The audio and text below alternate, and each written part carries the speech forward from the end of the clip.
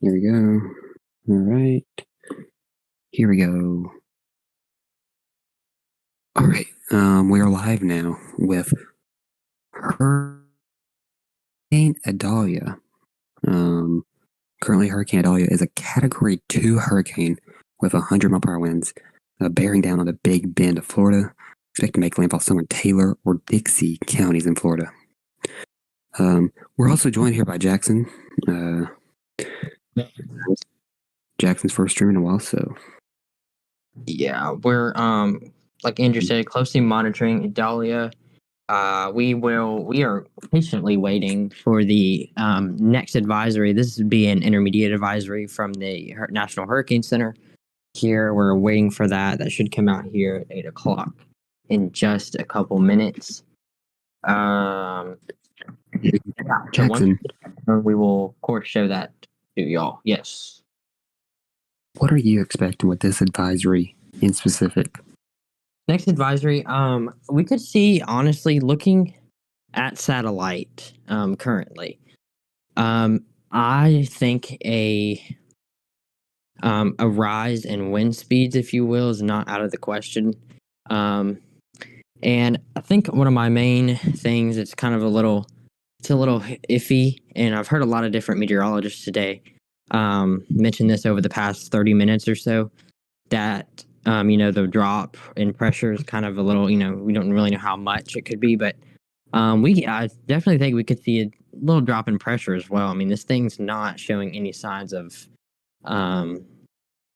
weakening, of course, and it's still got a lot of time over water if you really think about it. We have 12 hours, Jackson, before landfall is expected. Yeah, lots of time over water for this thing to keep on going. Not to mention the water is very warm. Where Dahlia is, I'm trying to pull up something over here, so give me just a moment. But Andrew, yeah, definitely. I think we're going to see about 5-10 mile per hour wind change and probably drop to 968 because that's what the hurricane hunters found on their last pass. Yeah. When was that last pass, by the way? It wasn't too long ago. Probably about 30 minutes ago. Yeah, okay. I can check where hurricane hunters are right now, actually. All right, they're on the north side of the storm, so they're coming back around to make another pass in the eye soon. Okay, that's good. Yeah. Well, Jackson, that goes. Yep. Actually, we have a plane in right now.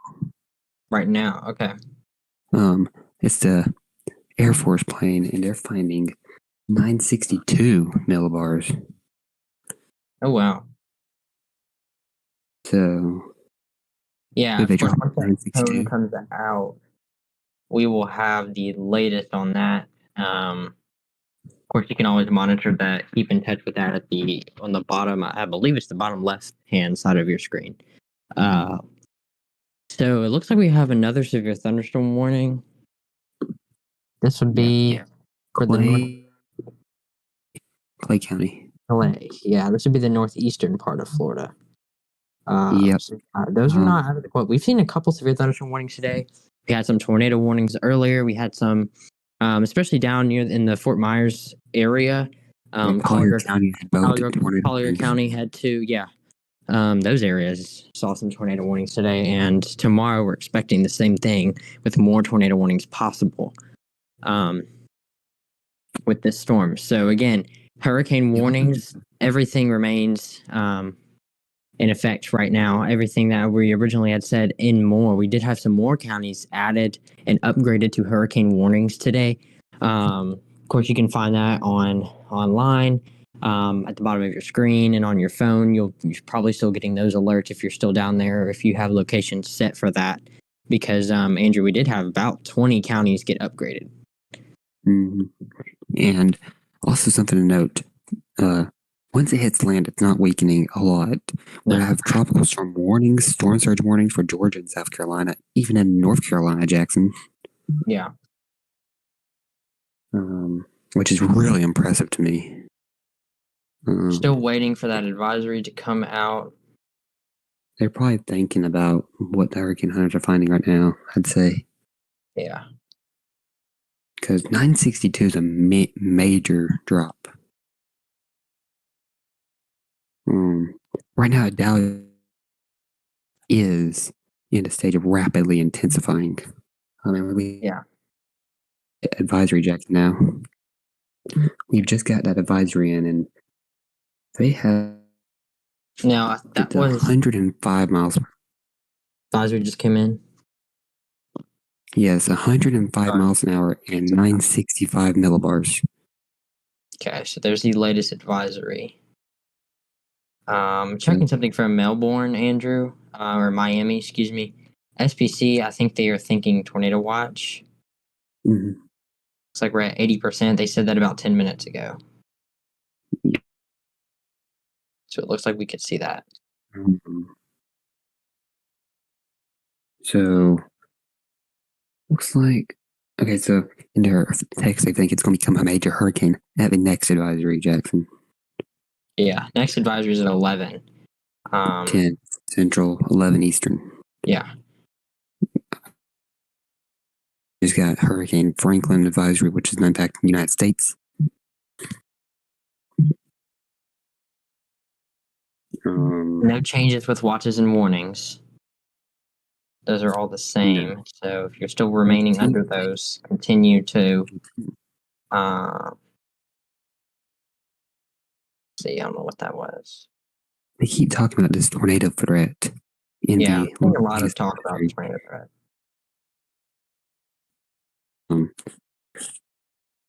But if you were ordered to evacuate, you should have evacuated by now. No evacuation should be going on at this point. We're in the pretty much the end game here.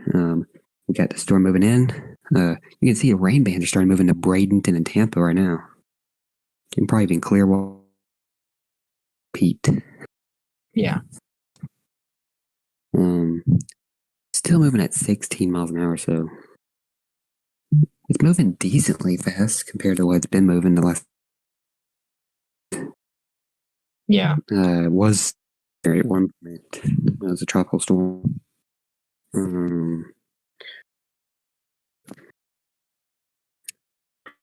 see. Yeah, let's see. The advisory cone is the graphic in. I'll pull the graphic up, Jackson, and you can talk about it when I pull it up. So again, this is the graphic. Andrew's pulling this up. This is the latest advisory, and I'm gonna pull this up on my own. Is that it's on our account, right? Yes. Posted. There we go. Okay, so this is the latest advisory, the 8:00 advisory. Again, we did see a drop in pressure once again. We are now at 965. Winds are 105. Mm-hmm.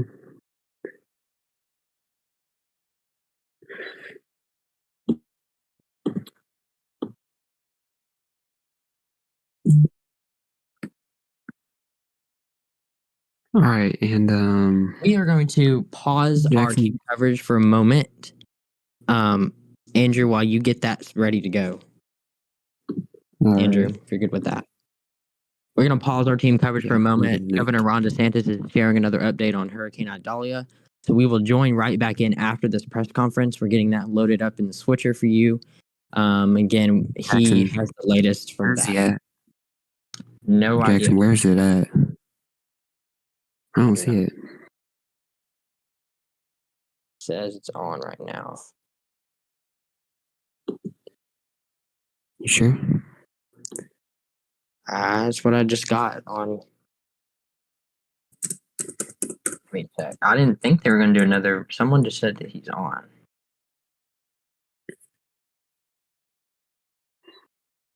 I know we did one about an hour ago. Yeah, that's why I don't think he's back on. Maybe that's what that is. Maybe then this person's just really late on this news outlet. Okay. We do have Ron DeSantis has posted on Twitter, and I will read that post off to y'all. At the State of Emergency Operations Center, we continue to make preparations for Hurricane Idalia. This hurricane is landfalling in an area that has substantial debris, and we are prepared to surge resources to clear roads and restore power as quickly as possible. So Governor DeSantis saying that out 4 minutes ago. Yeah. And really, I think Florida's prepared well, Jackson. This hurricane. Started preparing about Saturday for this, and now it's Tuesday, and the storm is here. Yeah. Okay. So currently, we popped the cone back up. That's my fault. Yeah, this person was super, super late on this news outlet. So, let's see. Pull up the cone, Andrew, if you want to. Yeah, here, I'll get it back up. Look how close. I mean, look how close this thing is to Tampa and St. Pete. I mean, I'm not talking landfall. I'm just talking, y'all are probably definitely feeling some of those strong winds at the moment because this thing is pretty close. We're seeing some of those outer bands continue to kind of swirl up near that area. If you're down in Sarasota, Manatee, Hillsborough, those areas, those counties, you're probably seeing some pretty gusty winds right now. And let me check something real quick. I don't think this updated. But at the moment, Andrew, I haven't seen any new wind reports. The ones I saw from earlier, the greatest ones I saw was, I believe, 50, 60 mile per hour winds from some of those people on the coast line there. Let me update this. Okay. So, yeah, you're definitely going to be feeling some of those winds soon. I know, of course, we're not talking landfall until tomorrow, but you're still going to feel the winds beforehand. That's why we always say it's good to be prepared way before landfall. Preparation should have been done a while ago. Yeah, Andrew, that's updated now. So again, that's what we are currently tracking. We have the latest advisory information if you're just joining us in the bottom left-hand corner of your screen. Getting that's being updated right now. So there we go. There's that. All right, Andrew, do we have any info on, what are you seeing on our live Doppler radar at the moment? I know we're seeing some outer bands starting to push up into some of these areas. I've been seeing a little bit of a jog to the east recently. If you watch this with me, it has moved east. It might be just a little wiggle. We've had a few of those today. But it could be also a movement east, more of a landfall maybe in Cedar Key. Yeah. Which, if you get a landfall in Cedar Key, you won't get the worst surge. So, might not be the worst thing for Cedar Key. But I mean, Pasco, Hernando, and Citrus would get surge bad. So, Andrew, speaking of Pasco County, we just got some new information in. Andrew. Yeah. This is from Pasco County. Right. This information just came in. Pasco County is asking everybody, residents, everybody, to stay off the roads after 8 o'clock. They said everyone should be in their safe place by then. Emergency crews may not be able to respond to calls for help if wind speeds get too dangerous. Again, they have 6 shelters. They're all pet friendly. But if you need to go to those shelters, time's a little too late. We're already at that threshold. So again, Pasco County asking everyone to stay off the roads right now. Starting that again, that just went into effect 3 minutes ago. You can technically call that a curfew. So again, stay off the roads. That's coming from Pasco County. I'm sure other counties are going to follow, cities.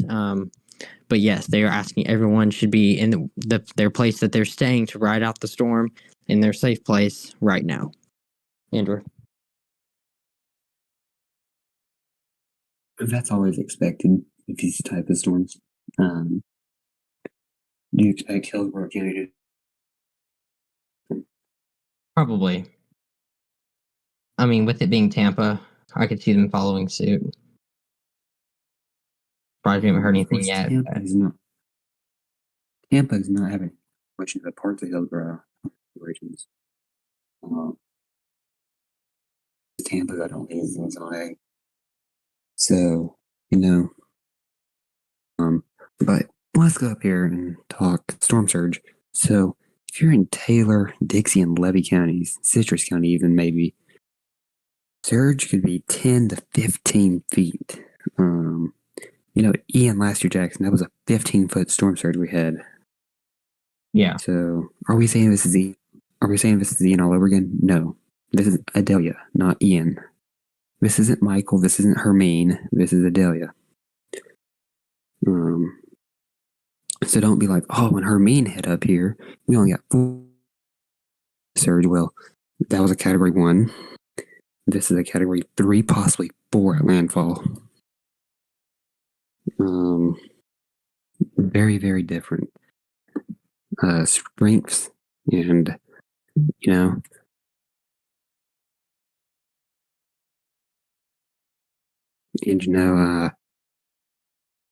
just way different circumstances than all these other storms.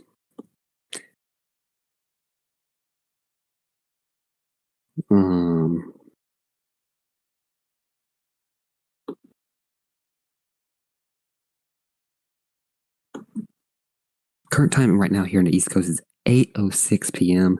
We have a curfew in effect for people that are in Pasco County. So that's the county north of Hillsborough and Pinellas. So that's like Northport, Newport and Dade City and Rilby and all those areas. So I wouldn't be on the roads in Sarasota, Manatee either. Charlotte County, I wouldn't be out. Seen some reports already out of Lee in Charlotte of some flooding issues already. So, let's start getting where we're going to ride a storm out. Or even up here in Gulf and Franklin counties, you need to be ready for the storm because you will see some impacts.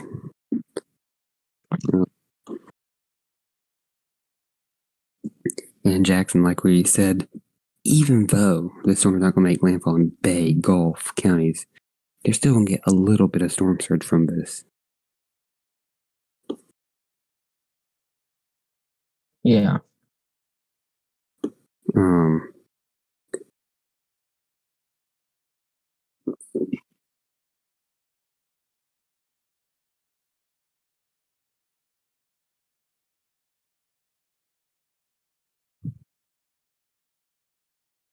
Getting some new information in. Again,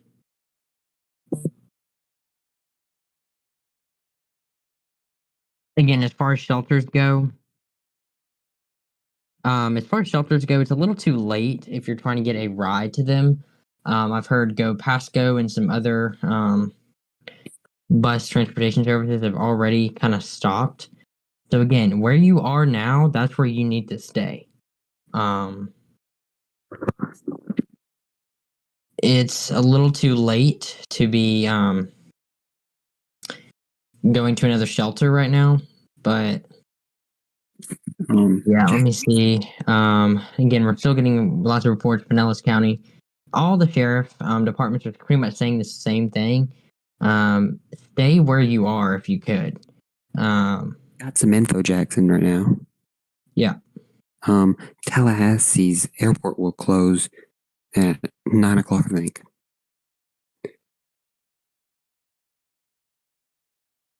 Right now? Tallahassee. Yes, so pretty soon. So no more flights after 9 o'clock in or out of Tallahassee. Okay. But you can see we've been getting some little jogs east and west. So I think it's going to stay on a general track towards Taylor and Dixie counties. Orlando International Airport will stay open. Okay. Again, Orlando International will stay open. United Airlines, I know for a fact, is one of them. They're adding additional flights from Orlando and Sarasota. So, but yes, they're staying open. Of course, that doesn't mean, let's evacuate now and jump on a plane. But just for reference, Orlando International Airport is staying open. Tallahassee is closing in less than an hour, I believe. This is what Andrew said. We're going to go to a press conference. This was about an hour-ish ago. Governor Ron DeSantis was giving some updates and remarks. We'll hear. I believe we'll hear from his team and some of the people that are stationed down there preparing for the storm. Further north, and it is going to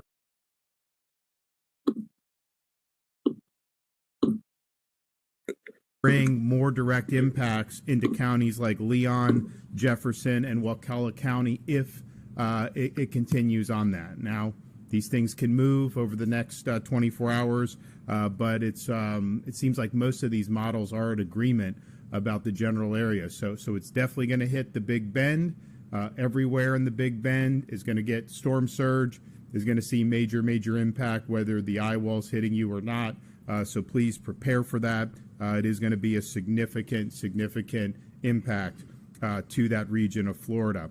Now, if you are in an evacuation zone and you've been directed to evacuate, particularly if you're in a low-lying area or coastal area in that Big Bend region, now's the time to do it. You still have a little bit more time. If you wait much longer, by the time we get further into tonight, the weather's going to start getting nastier and nastier, and we're looking at an impact of the eye wall arriving sometime tomorrow morning. So you really got to go now. Now's the time. If you don't, if you stay hunkered down tonight, it's going to be too nasty tomorrow morning to be able to do it. Now, if you do choose to stay in one of the evacuation zones, first responders will not be able to get you until after the storm has passed. That's right. They're not going to be able to get there till after the storm has passed. So please make decisions that are best for you and for your family. And remember, you don't need to travel hundreds of miles away. You don't need to outrun the storm. Simply getting to higher ground in a shelter, with friend's house, hotels, any of that will work. A lot of times you can do that within your own county, but you certainly are thinking more about traveling tens of miles rather than needing to do hundreds of miles. The National Hurricane Center advisory includes that if this storm hits at high tide, storm surge could reach 10 to 15 feet in some areas of the Big Bend. That is life-threatening storm surge. That is storm surge that if you're there while that hits, it's going to be very difficult to survive that. So please take appropriate precautions. We do have counties, a total of 28 counties have now issued some form of evacuation orders, including more recently Alachua, Hamilton, Leon, Nassau, Putnam, and Sumter. Know your zone on that. Typically, these are going to be zones A. Some will be zone A and B.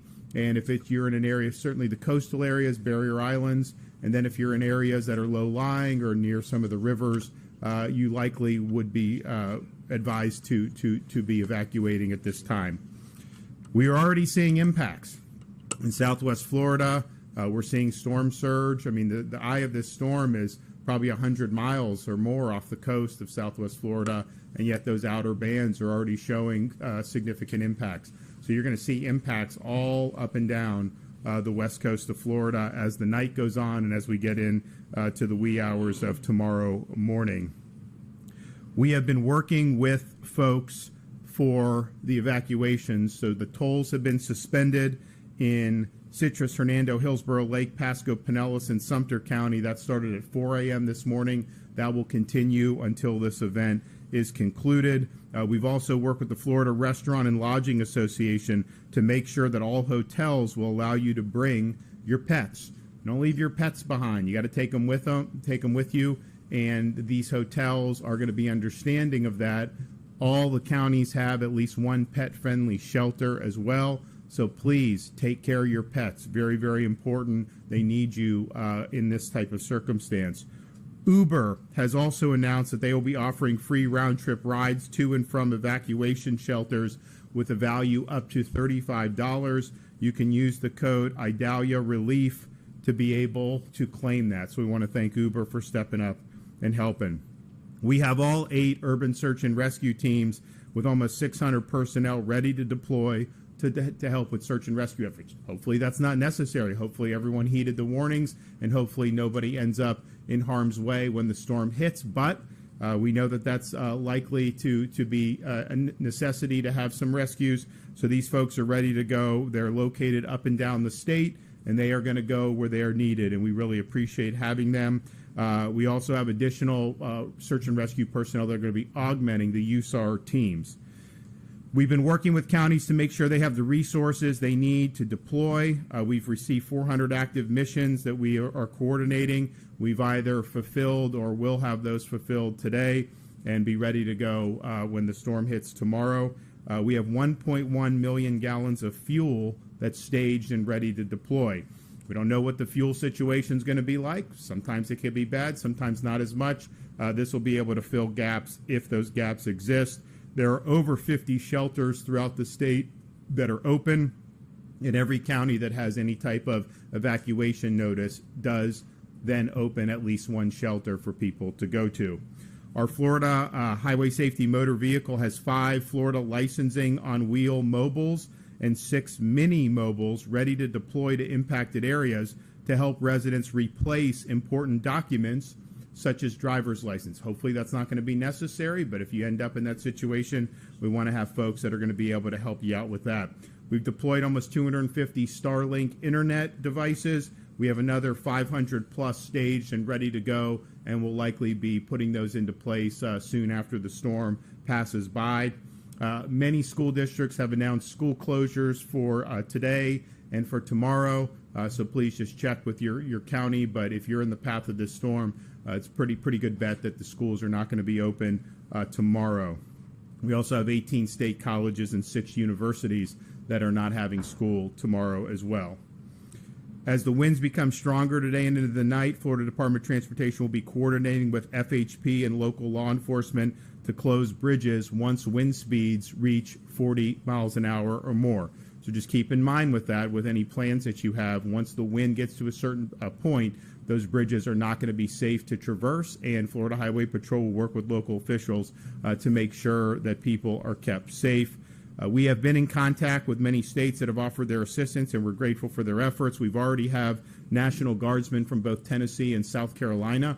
I want to thank them for stepping up and helping us out. We also have called up 33 ambulance strike teams with over 200 ambulances that are ready to surge in any of the impacted areas. So this is crunch time right now. We're going to get hit with a major hurricane. It'll be sometime, the eye will arrive on shore sometime tomorrow morning, most likely. And it is going to have major impacts, particularly along Florida's Big Bend region. So listen to your local officials. Take the appropriate precautions to protect you and your family. And once the storm passes, we will have help that will be on the way in the form of power restoration. We were able to go to Wildwood in Central Florida to meet with all the Duke Energy personnel that have been pre-staged there to help with Duke Energy and their power restoration efforts. We've got close to 30,000 people that are in the state of Florida staged for power restoration efforts. So that's going to be a priority to be able to get the power back on for folks. Obviously, search and rescue to the extent that's needed. Those guys are going to be ready to go. And Kevin and his team have a lot of staging of food, water, the things that people need when normal services are interrupted. So everybody hang in there. This is going to be something that will leave significant impacts, and particularly in this part of the state, you really got to go back to the late 1800s to find a storm of this magnitude that will enter where this one looks like it's going to enter tomorrow. So we don't really have a historical analog in anybody's memory. So it's likely to cause a lot of damage, and that's just the reality. So be prepared for that. Be prepared to lose power, and just know that there's a lot of folks that are going to be there to help you get back on your feet. Okay, we're going to hear from Kevin Guthrie. Thank you, Governor. Good evening, everyone. As the governor said, it's crunch time. We're down to the wire. Hurricane Idalia will be making landfall tomorrow morning. Some parts of Florida are obviously already feeling those impacts. We're seeing a lot of videos and still pictures coming out of Southwest Florida, specifically in Fort Myers Beach and those areas that were impacted a year ago. Again, want to let those people know that we're going to be there as soon as we can get to you guys tomorrow morning. We will have some of our southern staged assets in there to help you guys and evaluate some of that damage. If you haven't evacuated, you're north of Fort Myers, you're up into the central Gulf Coast, northern Big Bend area. If you have not evacuated, you need to do that right now. You need to drop what you're doing. You need to go to your room, pack up, pack your things, and get to safety. If you need power, you need to get to safety. You need to evacuate right now. We are going to experience historical flood surge up into the Big Bend area. This is nothing to be messing around with. We were in the vehicle traveling with the governor when I got the phone call that there was going to be potentially 10 to 15 feet of storm surge. Put that in perspective, that's 3 foot higher than what was predicted for Hurricane Ian in Fort Myers Beach. So please heed the warnings. If you're in that Big Bend area, your emergency managers are calling for an evacuation. Please do it. I was on the phone again with Levy County, John McDonald. He is greatly concerned about Cedar Key. 12 to 13 feet of storm surge there. We've got to act, and we got to act now. We have launched our state assistance information line, or also referred to as the cell line. That's number is 1-800-342-3557. Again, that's 1-800-342-3557. Residents can call the cell line and find out about how to prepare before, during, and after a hurricane, road closures, alternate routes, available open shelters, shelters designed for medically dependent individuals, and reentry information once it is safe to return. You can also, of course, get up-to-date information on our website at floridadisaster.org/updates. I know that we were with the CFO, and I would reiterate what he said earlier today. Take pictures. Take pictures of your home now. See what it looks like now before the storm is here, so that, again, when it happens, if you have damage, you then take pictures. You have before and after pictures. Taking pictures of the interior portion of your home as well, not just the exterior portion of your home. And then please do not be taken advantage of after the storm. Make sure that you are you don't do any cash transactions, you don't sign anything. If you've got any type of issues when it comes to insurance, you can always call the CFO's office at 1-877-MY-FL-CFO, and he will certainly help you out through all of that. So please heed warnings, do smart things. Please evacuate right now if you need to do so. And again, Governor, as always, thank you for your leadership on this. Thank you, General. Thank you, Governor, for your leadership and for your support of your Florida National Guard. Director Guthrie, thank you for your tremendous work and of your team, the great work you're doing to ready our state and to protect Florida citizens. The Florida National Guard is fully mobilized with over 5,500 soldiers and airmen deployed or deploying. We are ready to provide humanitarian assistance, search and rescue, route clearance, and security missions throughout the area of operations in partnership with our state and local agencies. Over the past 48 hours, the Florida National Guard has been positioning personnel and units in strategic locations near expected landfall areas to assist impacted counties as rapidly as possible. The Florida National Guard's response efforts are organized around 4 task forces. Task Force 53, our main effort, is operating in the western coastal counties with 1,600 guardsmen. Task Force 164 is prepared to support counties in the central and northeast Florida with over 1,200 guardsmen. Task Force 83 is prepared to provide aviation support for search and rescue operations and commodity distribution. And Task Force 50 is prepared to provide transportation, sustainment, and communication support with over 1,100 guardsmen as needed. In addition, we have guardsmen currently manning state logistic response centers and other warehouses with over 200 guardsmen throughout the state. We're supporting over 20 county emergency operations centers with liaison specialists, and we continue to work mission requirements prior to landfall, including setting up Tiger Dam containment systems around Manatee County Hospital. The Florida National Guard currently has on hand 2,400 vehicles available to include high mobility and high water vehicles, 14 rotary wing aircraft with additional aviation assets coordinated with neighbor states through mutual aid agreements, and 23 small watercraft to support search and rescue operations and delivery of supplies in flooded areas. I shared Governor DeSantis' remarks, and I want to thank our neighboring Guard states for their assistance and willingness to provide additional assets during this critical time. And lastly, I'm proud of the quick response of your National Guard soldiers and airmen, and know they are grateful for the opportunity to serve the citizens of our great state. Thank you.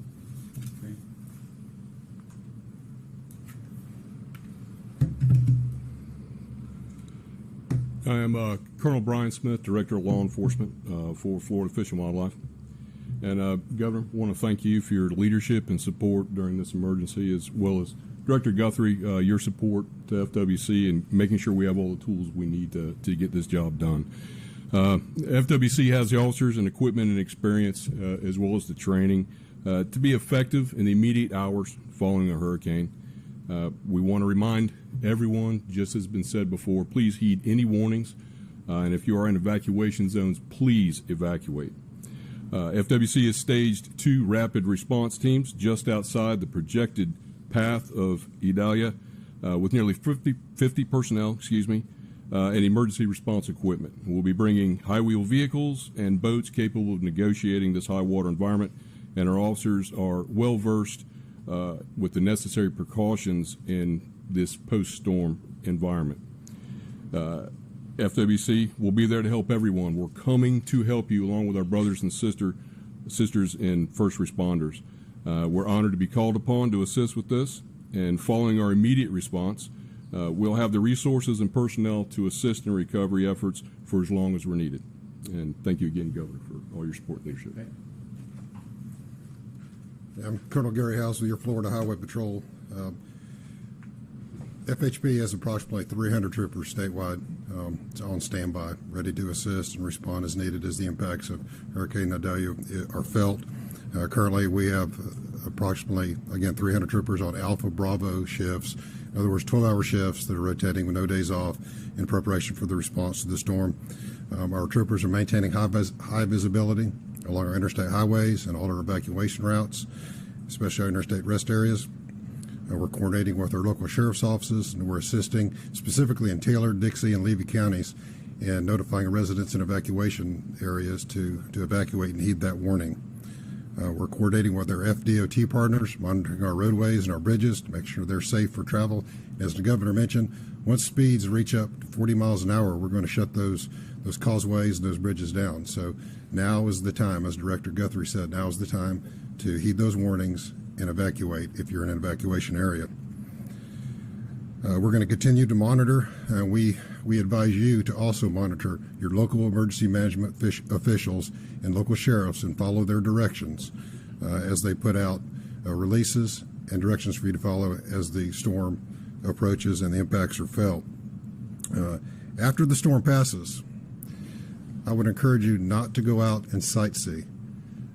Give first responders room to work, room to respond, and room to assist those in need. As you travel our highways, if you've become disabled, your vehicle becomes disabled, try to get out of the traffic ways. If you're unfortunately involved in a collision, try to clear the roadway and dial star FHP or 347. Star FHP or 347 if you need assistance. And if it's an immediate emergency, always dial 911. Governor DeSantis, thank you for your leadership, your support of your Florida troopers and law enforcement in general. Director Guthrie, also thank you for your support. Florida has great leadership, and we're proud to serve with you. Thank you. Okay, so be ready for impact. It's going to happen. We'll be prepared for losing power, of course, and we've been stressing that over the past many days. This could have really significant storm surge on those coastal areas alongside the Big Bend. And storm surge of this magnitude is not something we've ever seen in this part of Florida in any of our lifetimes. So please take the appropriate precautions and just understand that this is something that absolutely can be life-threatening if you were in one of those areas that is in the coastal or low-lying areas when you're met with this type of storm surge. Okay, any questions? Quick question about to follow up on the insurance thing, because so many people are worried about it right now. What did you want to see that the legislature would not adopt in the current insurance reforms we passed back in May? Look, we can talk about the policy stuff. I mean, I think right now we're focusing on the response, protecting people, and then getting what we need to go there. and this is about execution right now. We obviously can have different policy debates when the time's appropriate, but this is what we have to do to be able to save lives, be able to respond, be able to get people back on their feet. Can you kind of talk about how many people are heeding those evacuation notices? How many people are under those evacuation notices right now? So I'll let Kevin jump in if I say anything wrong, but I mean, I think on Cedar Key, the vast majority have done it. Yes, sir. And I think that I don't think it's 100%, but I think it was a lot. I think it was a big percentage, and probably a bigger percentage in some of those really sensitive areas than happened in Hurricane Ian, with some of those areas that ended up being ground zero. Of course, I think there's been a lot more notice that this storm was likely to hit in this area compared to Ian, because I think we had some track shifts. So I understand how people process that. But we've been talking about the Big Bend now for a few days, and I think people got the message. And I think by and large, I think that they have heeded the advice. So I would say way more have heeded than have not heeded. Obviously, the storm is going to be pretty significant for Leon County with all the big trees we have. We haven't had a big hurricane, if not ever. I guess, is the state contemplating a contingency plan if Leon County is not able to run properly for the long term? I mean, there's people saying we could lose power for weeks, months. But we have spoken with the mayor and recommended that their utility accept the mutual aid, and I think he wants to accept it. I think he understands that could be useful. I think he understands that they want to get the power back on as quickly as possible.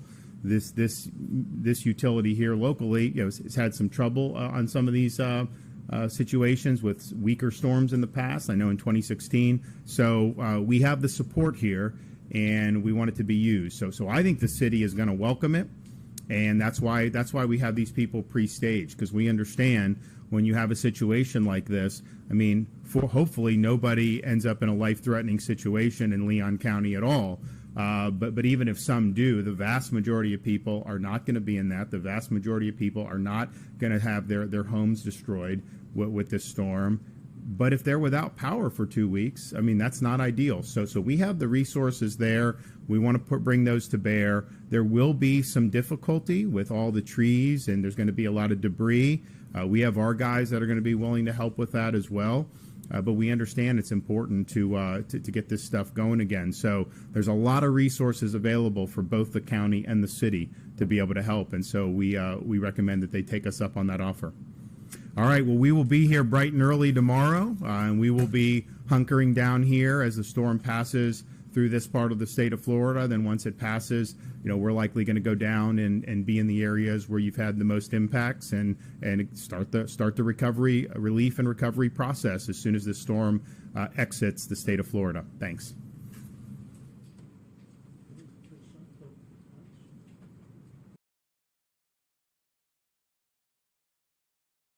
All right. And that was Ron DeSantis, governor of Florida, speaking on Hurricane Idalia. Of course, that was about an hour ago, So it's been a little while, but not too long ago. Same gist. If you're going to evacuate right now in the Big Bend. Nowhere else needs to be evacuating right now. Only the Big Bend. Everybody else, it's too late for you. So if you're evacuating anywhere else, you might get yourself in a little bit of trouble.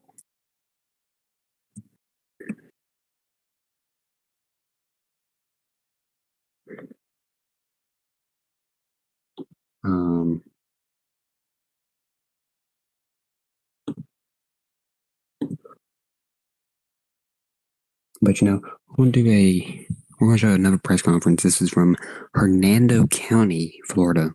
It'll get a pretty good hit today and tomorrow. So here's from Hernando County Sheriff.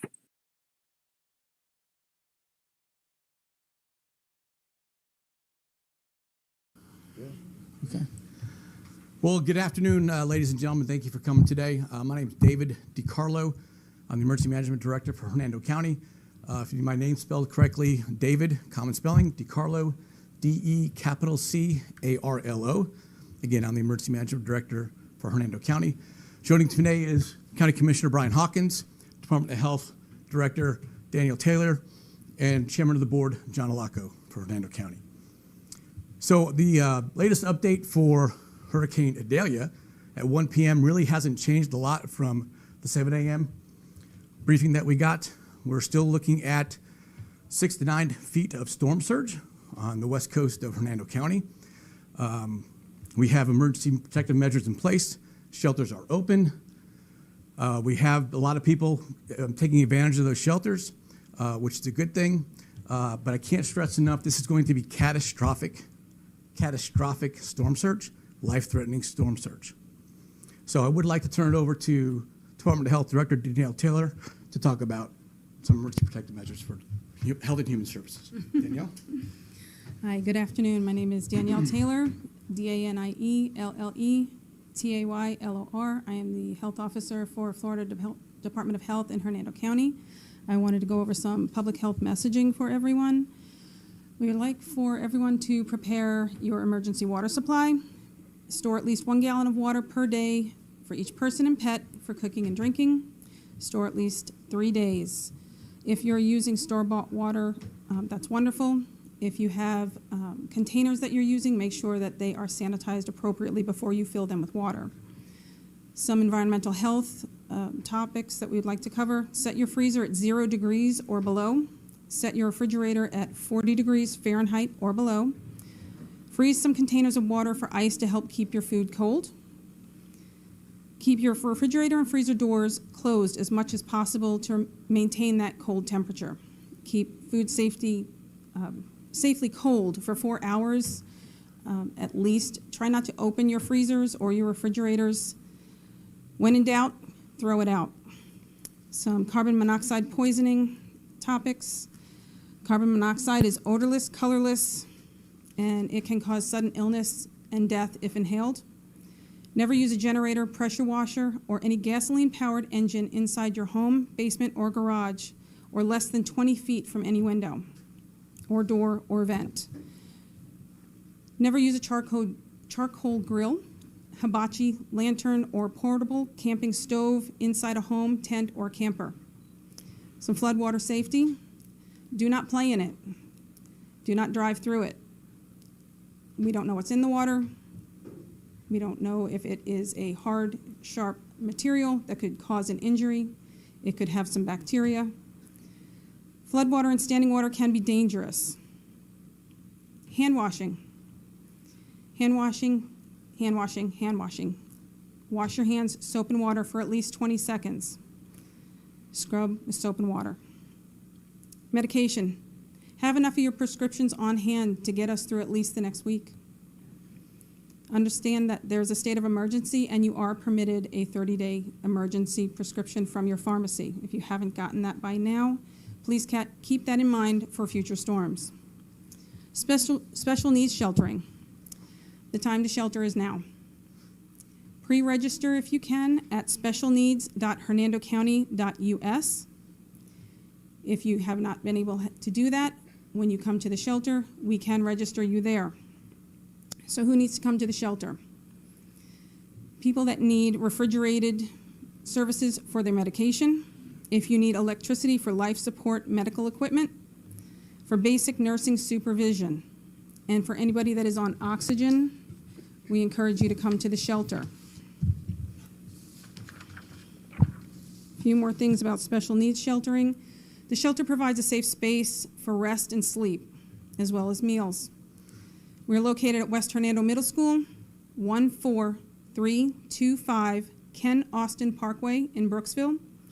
If you need transportation, please call 352-754-4083. And while your specific needs may vary depending on your medical condition, be sure to bring a week's supply of your regular medications and medical supplies in their original containers with clearly labeled instructions. Any over-the-counter medications you take regularly, a backup list of medications and instructions, a cooler bag for any medications that you may need to be kept cold with you at your cot. If you rely on medical equipment such as glucose monitors, oxygen concentrators, or nebulizers, bring them with you. Oxygen will be available for you on site. More information can be found at hernando.flhealth.gov, or social media can be found at Healthy Hernando. Thank you, Director Taylor. Appreciate that. Again, our major concerns is the wind and the storm surge. That is at a significant threat to the communities of Arapaika, Hernando Beach, and Pine Island. To speak a little bit more about that, I'd like to turn it over to Commissioner Brian Hawkins. Thank you, sir. Good afternoon, Brian Hawkins, County Commissioner, District 2. The majority of the mandatory evacuations are in that zone. If you're in low-lying areas in zones A, B, and C, which is west of US 19, there is a mandatory evacuation in effect. Right now, you are able to come back and forth freely as long as you show identification. One of the things that are going to happen is as the weather starts to change this afternoon and this evening, that will change. When it becomes unsafe for us to navigate or send out emergency vehicles, if you have not evacuated at that time, you will be on your own. So it's important to heed the warnings and get out as soon as you can. I was able to visit a couple sandbag location sites today, one at Linda Pedersen Park and the other one at Anderson Snow. I believe that they're open till 4 p.m. this afternoon or until they run out of supplies. They had a good, healthy supply of sand still available. A lot of people out there utilizing that. So everybody stay safe, heed the warnings, and if you have not evacuated, please make a plan and get out of there. This is 6 to 9 foot of potential storm surge. That's going past Shoreline Boulevard, even into the preserve or further. So that's a lot of water that we're looking to potentially have out there at Hernando Beach. Everybody stay safe. God bless. Thank you, Commissioner.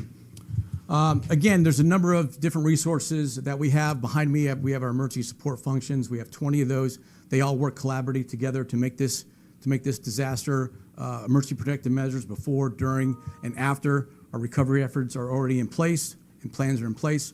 But I'd like to turn it over to our Chairman of the Board, John Alacco, to say a few words. Chairman? Thank you. John Alacco, JOHN-ALLOCCO. I'm going to reiterate what you've already heard. Evacuate, okay? The storm surge is serious. Don't take this lightly. Even if you live in a stilt home, understand that there will be things that float in that storm surge that could very likely topple your home. Life is irreplaceable, okay? You can replace things. And we have a fantastic first responders here in Hernando County and all along our coastline. Those first responders have families too, and they would like to be able to come home to their families. So please don't take unnecessary risks. This is all about saving lives right now. As soon as you're able to, if you live west of US 19, please evacuate. Please take the important things that you need, your supplies, your driver's license, anything that's important for identification and your medications. But understand it's not worth putting lives at risk, not your lives or the lives of our first responders. Thank you very much. Thank you, Mr. Chairman. Appreciate it. So again, to emphasize, we are looking at 6 to 9 feet of storm surge above ground level. That is catastrophic. That is life-threatening. Please heed these warnings. We have shelters open now. 4 shelters, they're open. We have mandatory evacuations in place. Once again, I need to reiterate, emergency response will stop once tropical storm force winds start coming into Hernando County. When is that? I don't really know. It's late evening according to National Weather Service. So it depends a lot on the forward motion of the storm, how it grows, the intensity, the forward impact.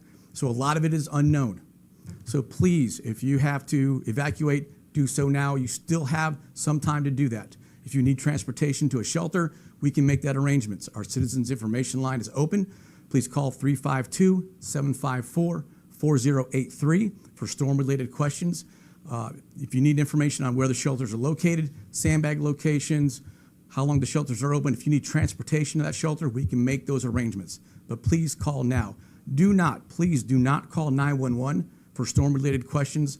911 must be kept open for emergency service calls only. So we have our Citizens Information Lines open. Operators are standing by, waiting to answer your questions. Again, we're talking about tropical storm force wind, hurricane force winds, 30 to 40 miles per hour, gusts up to 80 miles per hour. That's going to be sustained pretty much all night into late, maybe tomorrow afternoon. So this is a long duration event once it does hit. Again, there's still a possibility of storm surge once the eye of the storm does make landfall. It is forecasted now to make landfall either at Cedar Key or north, but that can still change. Our next brief is at 7 p.m. from the National Weather Service. So I'll open up to any questions. How long will you be receiving citizens in the shelters? I mean, there's people that take risks. I mean, under the storm, try to get there. Will you be receiving them? We'll receive them as long as it's safe for the roads to be open. Yes. Off of memory for you, what is another storm that give you guys the same impact as we could see with this one? We kind of don't like comparing storms, but every storm has its own nuances. But for comparison, for your question, in 2016 we had Hurricane Hermine that skirted the coastline. This is kind of very similar track. The eye of the storm is going to be about 80 miles off our coast, so it's it's going to be severe. It's going to be about 3 to 4 feet above what we experienced in 2016. So if your house flooded in 2016 in the Hernando Beach, Pine Island, Arapaca area, there's a good possibility it'll flood again. If you did not flood, it's a good possibility it will flood now because it is about 3 feet above what we experienced in 2016. Again, this is going to be catastrophic, life-threatening storm surge. Please heed our evacuation notices. Prep your family, your friends. Make a plan. If you plan to evacuate, please tell family and friends that live out of state where they know, so they know where you're going, so they can contact you. Have a go kit ready. Have all your personal stuff together. Stay informed. We have our social media pages that'll be updated throughout the day. We have these press conferences, press releases that are coming out. You can follow, go to our emergency management page at hernandocounty.us/EM. We'll have a lot of information posted there. And again, if you have any storm-related questions, please call our Citizens Information Line at 352-754-4083. You talked a little bit about people utilizing the shelters already. Can you give me an approximate of like what shelters look like for capacity right now? We have plenty of capacity at this point in time. As of about 12:30, we had about 59 people in shelters amongst the 4 shelters that we have. And we have about 36 pets. So if you have a pet, please bring all necessary equipment to take care of your pet. That is still going to be your responsibility. So bring everything you need, food, dog bowl, leash, whatever, for your cats, litter, the whole 9 yards. So the pet is going to be your responsibility, but we will help give you refuge for that. What time do you expect the storm to start, or the weather to start deteriorating here? As we continually progress into the evening, it's going to deteriorate. Obviously, the upper bands are going to start arriving much sooner. Again, it's going to be probably mid-morning or very early, 2 a.m., 3 a.m., possibly, before it even makes landfall. And then it's going to continue on for a very long time. Those outer bands, this is a very large storm. It is about close to 280 miles wide, north to south. The eastern part of the eye wall is much bigger than the west side. So as it moves through the state of Florida, those outer rain bands are going to continue to push through Tampa Bay, Pasco, Hernando, Citrus, Levy, and that storm surge is going to continue on coming. Any concerns for tornadoes or anything along those lines here, or is it just storm surge? No, tornadoes has elevated risk now, Tuesday into Wednesday. So that's always a concern. Any other questions? Again, please take heed of the evacuation notice. Again, this is a major Cat 3 hurricane, possibly getting to a very strong Cat 3, possibly a Cat 4. It all depends on how long it stays out there, forward motion, how long it stays in those warm Gulf waters. The Gulf waters are 1 to 2 degrees warmer than normal, so it's just churning and burning right now. So please take heed. This is catastrophic, life-threatening storm surge that we could possibly experience here in Hernando County. We'll send out a next press brief to you guys through a media release.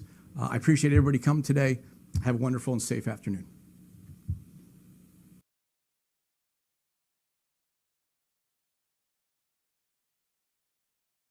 All right, and that was a press conference from Hernando County.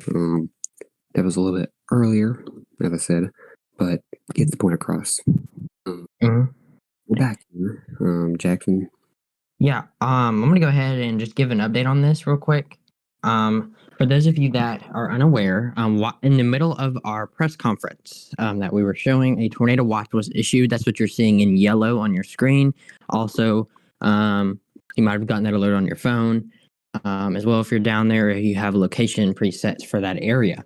And this goes until 6 a.m. tomorrow morning for the threat of tornadoes.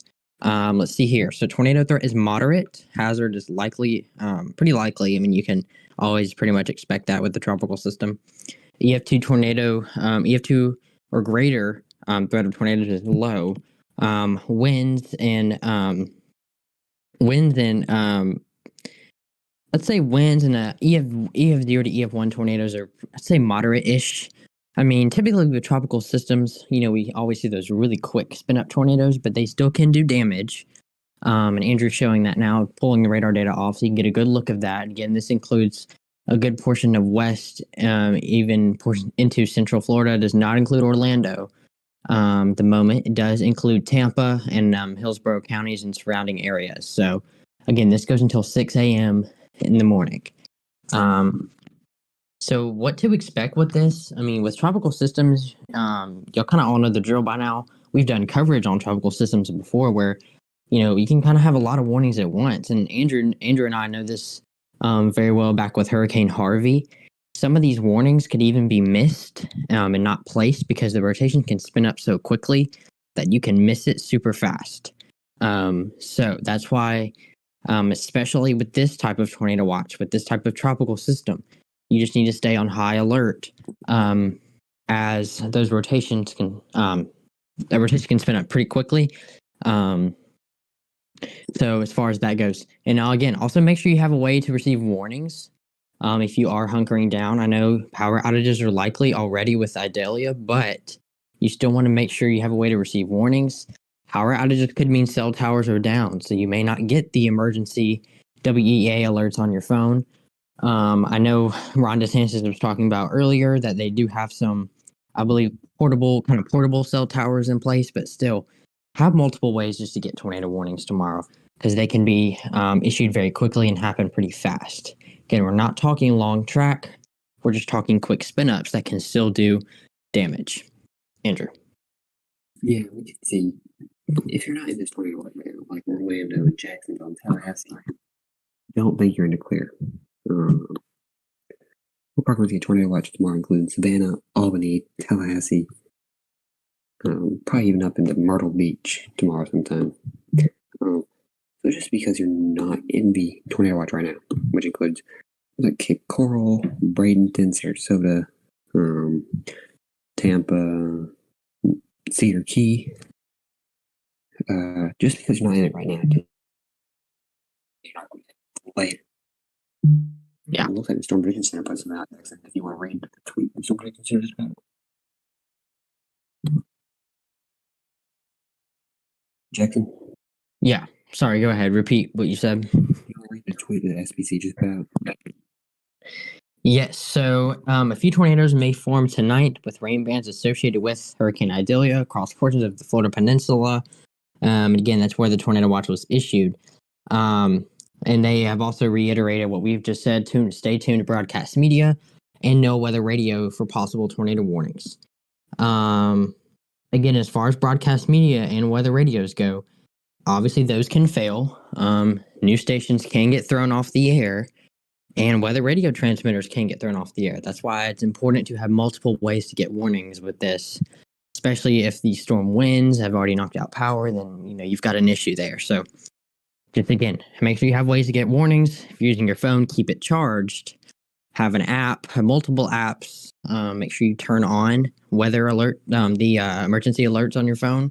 If you've disabled them in the past, I know some of them can be annoying sometimes, but just keep those on and know weather radios. If you have that, keep it batteried up.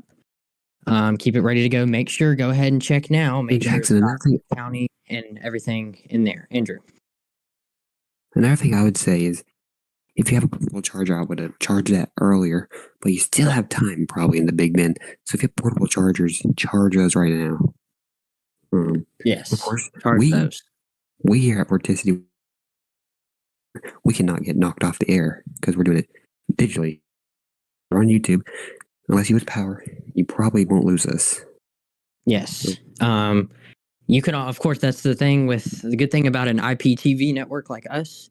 We're always there. We don't have to worry about we're through IP, we're through a network. We don't have to worry about cell towers, we don't have to worry about satellites and things like that. But if you lose cellular service in your area due to power outages or whatnot, you could lose us. So that's why you need a app on your phone or something just to get warnings. Of course, we'll always have the latest warnings. We'll be talking about them. You'll see them pop up at the bottom of the screen and on the side and everything. So, but again, like Andrew said, yes, it's harder to lose us than it is your local TV station, if that makes sense, since we are through the network. But still, you could lose cellular service, and you should have already planned to lose cellular service. Another thing that's I think is good to mention, besides the NOAA weather radio, some also have built-in FM and AM frequencies, but get yourself I know it's a little late, but for next time in your hurricane kit, get yourself a little battery-powered radio, AM, FM. That can be important as well. You lose power, you can just pop in a couple batteries, and you can be able to find local stations for weather alerts and things like that. Andrew. Yeah, I have a question, Jackson. Mm-hmm. So for people, this might be their first time writing this out, what would you say to them? Yeah, if you've just moved to Florida since Ian and this is your first storm, as far as that goes, this isn't something we want you to panic about. I know you're looking at the radar right now. You see that big swirly thing approaching, but this isn't something that you need to panic about, but you should. It's a little too late for preparations. Some counties have already issued curfews, if you will, where they're ordering you to just stay where you are, do not get out on the roads. Many transportation services have already just stopped and canceled all routes. So this is your first time. Hopefully you prepared days before. We asked a lot of people to start preparations as early as last Friday and Saturday. Sunday was a big prep day. I know yesterday was also a big prep day as you're wrapping up final preparations for your home or business or things like that. But yeah, if it's your first time, again, like we said, have a way to get updates, have a way to get warnings. Of course, we'll be here. Have a way, and I know it's kind of hard if you're new to the area and you don't really know where kind of everything's at or whatever. I would say just give yourself kind of a reference point of where things are. If you ended up stranded somewhere and you just don't have a clue where you are, you just moved there, give yourself a reference point, some type of landmark so rescuers can make it easier to find them or to find you if you do call them. Again, search and rescue efforts are going to be, you know how that goes after tropical systems. They're not going to come out and just get you immediately when you call, if your call even goes through. So things like that. If you've lived here forever, you're used to this, you wrote out Ian, you wrote out Michael, you wrote out other storms. I would still say evacuate. I'm sure Andrew's on the same page as I am. Oh, yeah. I would have still said evacuate because every storm's different, of course, which we know, and there's always uncertainty. But, of course, it's a little too late for that. So, as far as that goes, my main thing is this. If you have stayed, if you've chosen to ride out the storm instead of evacuate, or if you are just unable to evacuate, number one, next time, if you are physically unable to evacuate, you can get help with that. Ron DeSantis talked in this press conference. People will come help you evacuate. But again, too late for that. Remember that for next time. Bottom line, you're staying. You cannot expect emergency personnel, first responders to come to you immediately if a situation arises where you need help tomorrow morning or tomorrow afternoon, because it's not going to happen that way. Andrew knows this with Ian. Search and rescue efforts, they're going to take time. They are not going to go injure. They're not going to try to go put their people in harm's way because you chose not to leave, if that makes sense. I know it sounds like I'm being whatever, but I mean, Andrew would agree. I feel like Andrew would agree. It's just the truth. Yeah. Because we had a state of emergency out last Saturday, and we already had people being helped from like Cedar Key yesterday that are like physically disabled. So Yes. there's really no reason you should not be able to evacuate. If you're if you're not evacuating from Cedar Key or somewhere where you're expecting a major surge, I would write your name on your arm. Yeah. That sounds a little bad, but you chose to stay. You need to do that. Yes. If you are in shelters right now, if you're watching from a shelter, that is great.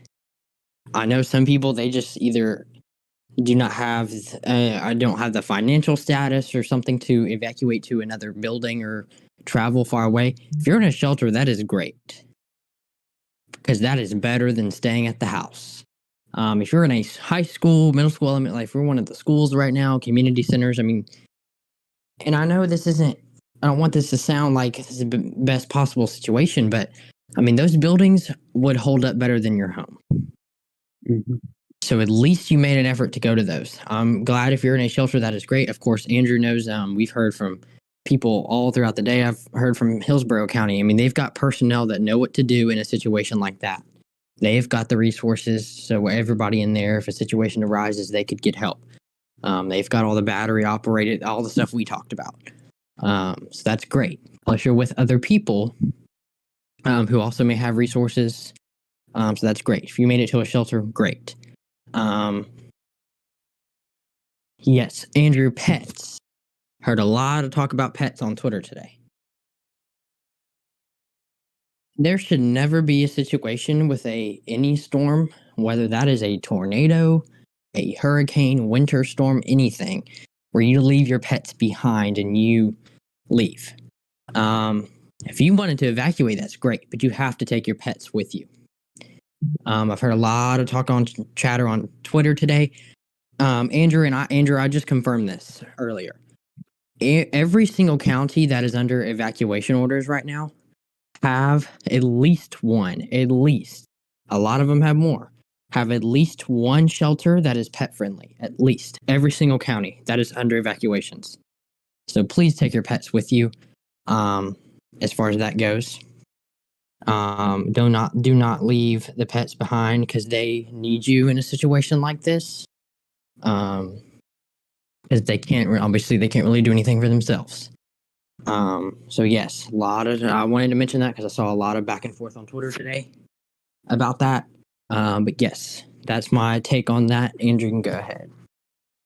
Yeah, Jackson, we already have observed water spout, believe it or not. Okay, we have water spout. Kind of while we were talking about tornado watch, we have a confirmed water spout off the coast of Sarasota County. Okay. Going toward Vamo and maybe even up to Sarasota later. You can see a little bit of rotation right here. It's out to sea right now, but of course that will move ashore pretty soon. And this is what you can expect. Very quick spin ups like this. It quickly spun up. You can tell by this bean shape too. Little appendage right, that it definitely supports water spout, and the special marine warning it's a water spout observed. So Jackson, we talked about this already happening. Yep. Yeah, so again, we're already seeing those water spouts.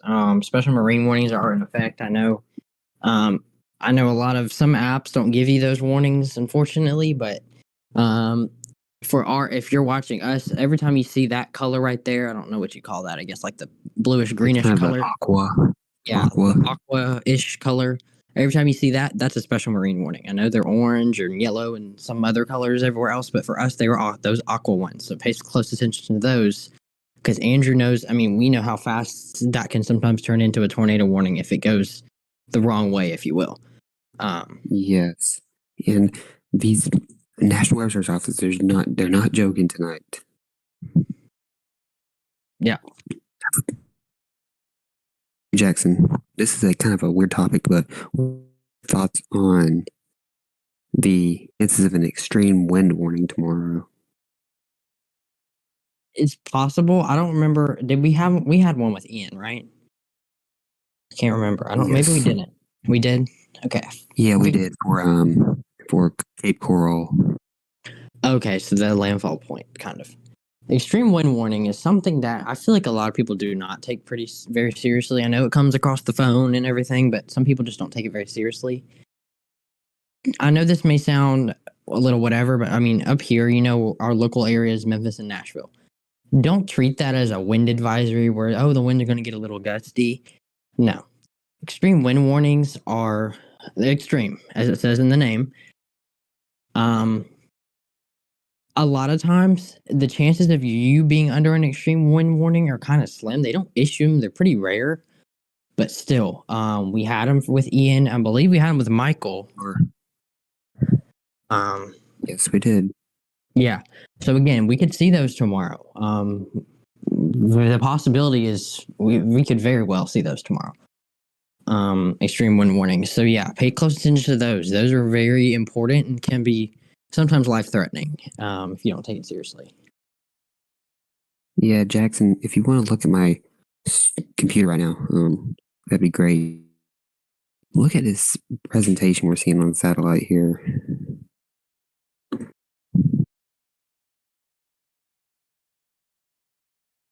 Oh yeah. See the eye. We have an eye. It's not a big one, but we could have a major hurricane on our hands right now. Of course, next advisory, Jackson, comes out in about an hour or so. Yeah. Hour and a half, probably. So. Yeah, we'll see that at 11. Honestly, what do you honestly think? Next advisory. I mean, I think we might have major hurricane. I could see Cat 3 status. I mean, I haven't checked any past flights or any of that data yet, so I don't really want to say what pressure I'm thinking. But as far as major hurricane status, Cat 3, I think it's I'd say very possible for the next outlook or the next advisory. Yeah, it looks like the NOAA 3 got to go back into the I. Oh, we good. We do have lights right now. Okay. And probably yes, we have NOAA 3 and Air Force 304. Okay, so that's good. Yeah, we're getting live data then. Also tomorrow morning we should have flights for landfall flights. Wouldn't you say so? Yes. And your new update. Yes. A hotel in Manatee County filled with residents from Anna Maria, excuse me. And their pets. Again, Andrew, I didn't mention that earlier. Excuse me. A lot of hotels are pet friendly, by the way. And again, double check, because if they say they're not pet friendly, you should have given them a call. Because a lot of times during these situations, all that stuff kind of gets waived. So again, always stress the pets, because today I just saw a lot of back and forth of people pets. Always stress that. Bring them with you if you have them.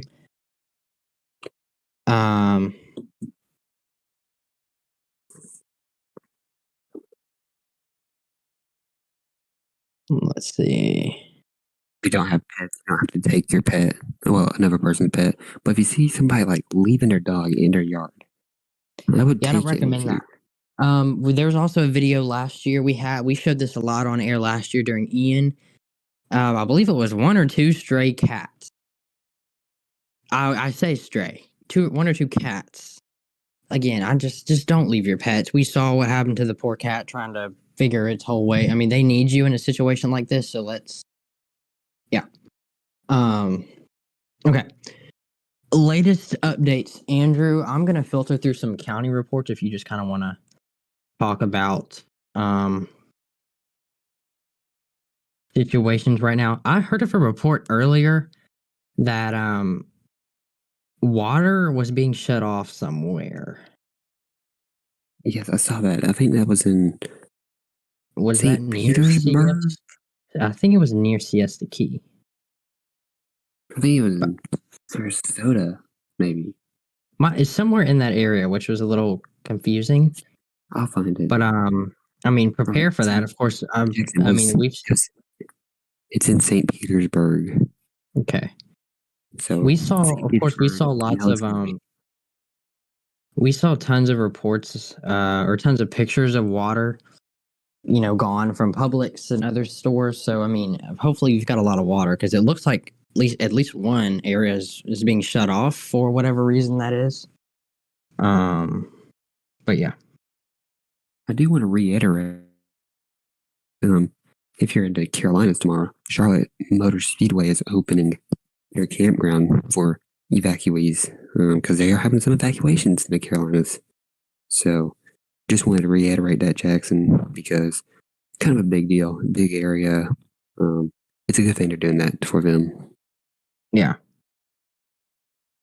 Especially with those houses, I know some are on the beach and are not too high up, especially in the Carolinas. We don't have any high rises in the Carolinas except in pretty much Myrtle Beach and Wilmington and those areas. Yes. Seeing videos of Andrew National Guard heading in. This is one in particular in Hernando County. A crew of 69 on standby alongside Hernando County Fire. I don't quote me on this, but I believe there's about 5,500 National Guard in the state of Florida right now. Mm-hmm. Don't quote me on that, but I'm pretty sure I that's heard that from a press conference. Okay, so yeah.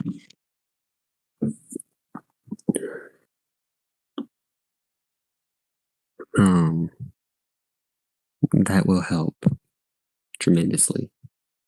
Yes, definitely. Again, don't think that means you can just stay because you'll get rescued immediately if you need to.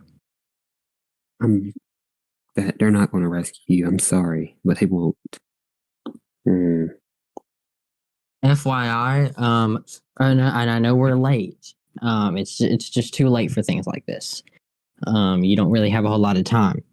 But it looks like over 30 public stores and Winn-Dixie stores have closed across, let's see, Alachua, Citrus, Columbia, Marion, and Suwannee counties. So, Levy County had a couple as well.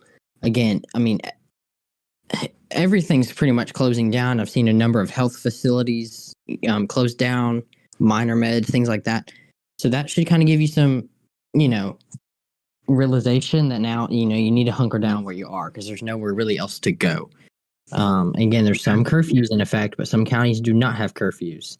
I have a live camera up here, Jackson, in Citrus County, if you want to check that out. Yeah, I see that. There we go. There is not many people out. It's good. Good job on there. I see a few, but maybe they're evacuating, Jack. As you see, look right now, no cars are coming. That might be one way in the distance, Jackson. I can't tell. Yeah. It looks good. Nobody out. I see a few cars coming, but we don't want people out right now. It's because we have National Guard coming in, coming down both lanes and stuff. They're coming in to help you after the storm, not during the storm. Yeah. So think about it that way. But Jackson, this has just gotten really impressive over today. What we thought it would do is that what's happening right now, rapidly intensifying. I mean, what did we start at morning with, Jackson? 75? I think so. And then we're at 105. Like, really? Just saw a question about hurricane re-entry passes. Yeah, you need to make sure you've got your re-entry passes. I'm seeing a couple questions about that on here. There's some comments made. Yeah, make sure you've got those. If you don't have some type of proof that you, of course, it's too late. But again, we talked about this a couple days ago. You need to make sure you had all those documents and documentation showing that you live where you live. You're going to need that if you do not have a hurricane reentry pass, so they will let you back in to your county or wherever you reside. This Jackson, this is the camera in Pasco County where we not be out, and I see cars out. Yeah, Pasco County. I don't know if they have the curfew. They might have one in effect. Yeah, they do. It was at 8 o'clock. Remember? I mean 9 o'clock or 8. It was 8. Okay. I see a few cars out. Which, if they ask you to stay off the roads, what do? Stay off the roads. I see one car going toward the beach. I don't know what they're doing.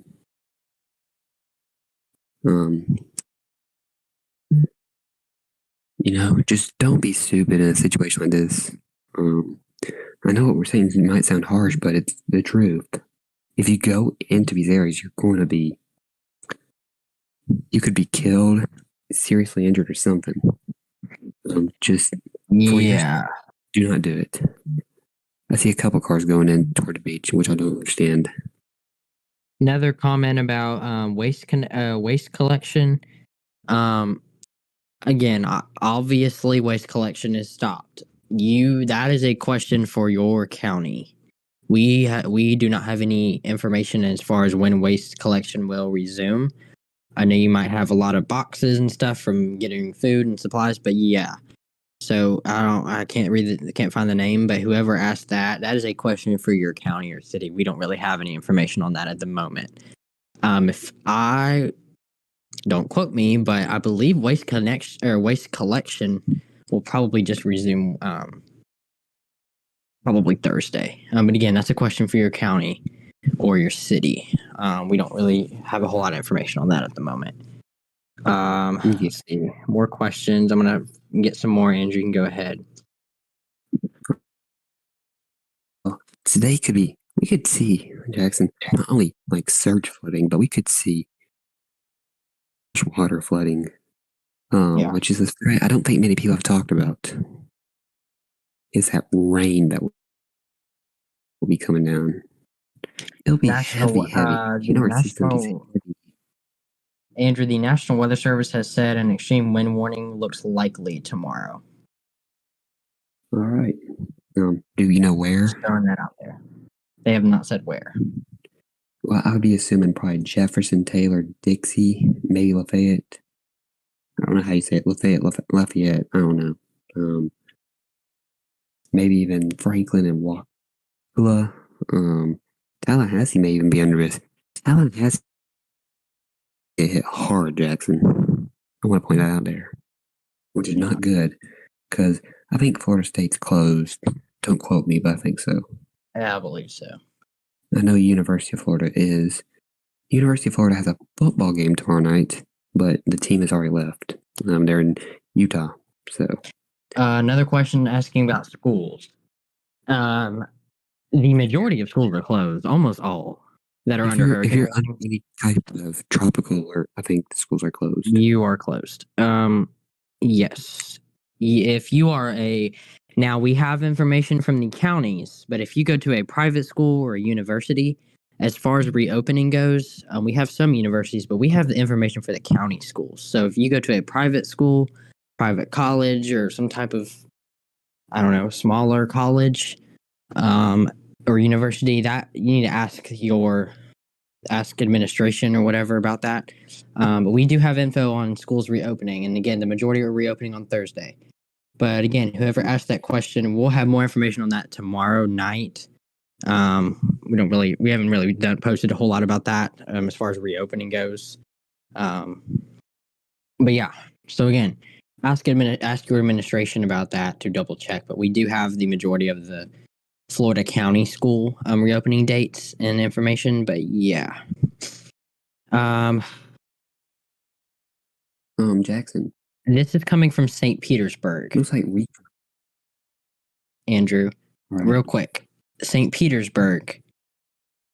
So maybe this was. I don't think this was where this was. At the time, the city is not planning to turn off water service during the storm.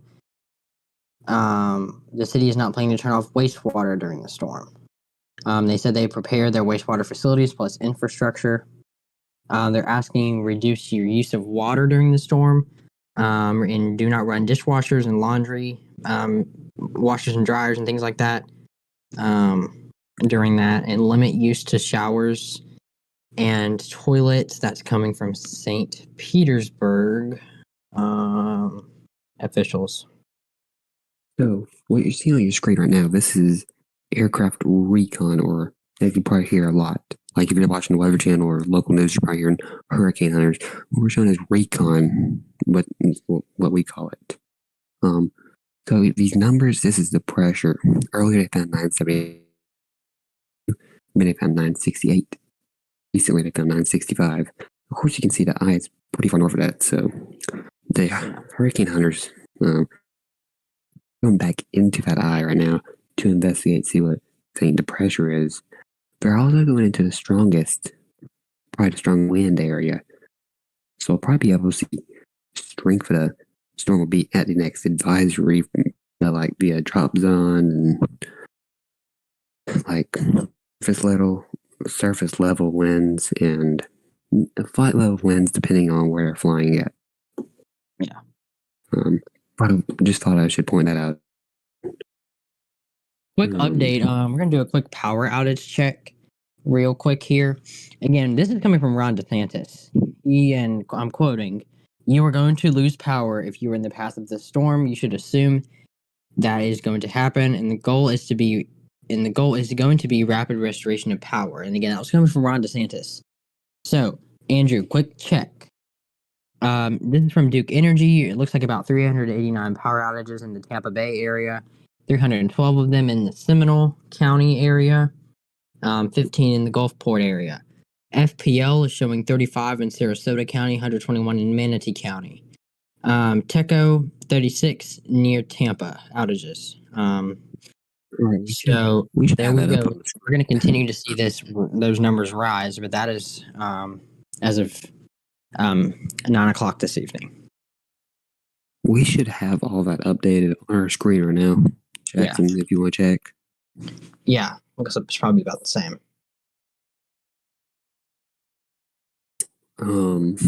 Of course, we're probably going to see this map very red in the morning, which would mean a lot of power outages. In some areas, the county might completely lose power, like Levy and Dixie and Taylor. The whole county might lose all power. So that's why we say have generators, but do not put the generator in your house. We've seen over the years that causes carbon by poisoning, and that will kill you. So, learn from other mistakes. That's what I've said. Yes. Again, Skyway Bridge. Just saw a question about the Skyway Bridge in Tampa. I believe that's in Tampa Bay. They are monitoring the conditions. At the moment, all they have told us is possible closure. So again, that we only got that about an hour ago info. So I'm assuming it is still open. It doesn't mean let's go drive on it. But yes, as far as the Skyway Bridge, I know a lot of people are worried about some of those big bridges in the Tampa Bay area. It's open, but they are monitoring it for possible closure. I'm going to go ahead and say I think it is likely that they will close those bridges tomorrow. No one should be driving on them anyway, but still. Yeah. So that's an update. Look at this camera I have up, Jackson. This is out of Sarasota, Florida, on US 41. And it should pop up in a minute. Do you see it, Jackson? Yes, I do. This is being hit by that already. You can see the wind gusts are decent because we're shaking a little bit. So are we even peeking into that? Maybe a couple tropical storm gusts? Maybe. I think it's possible, Jackson. Yeah. Have we heard anything out of Sarasota County yet? I have not heard anything about officials from there in a while. I can double check that real quick though. That's a big lightning strike right there. Jeez.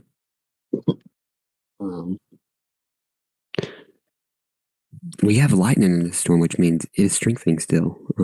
Sometimes when you have a tropical storm or weak hurricane, we don't have many lightning strikes in them. So the strongest is, geez.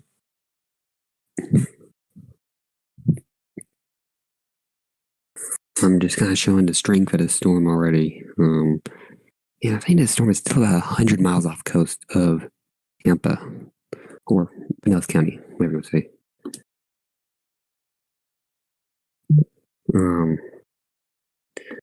Yeah, it's off of Pinellas and Manatee counties right now. Okay.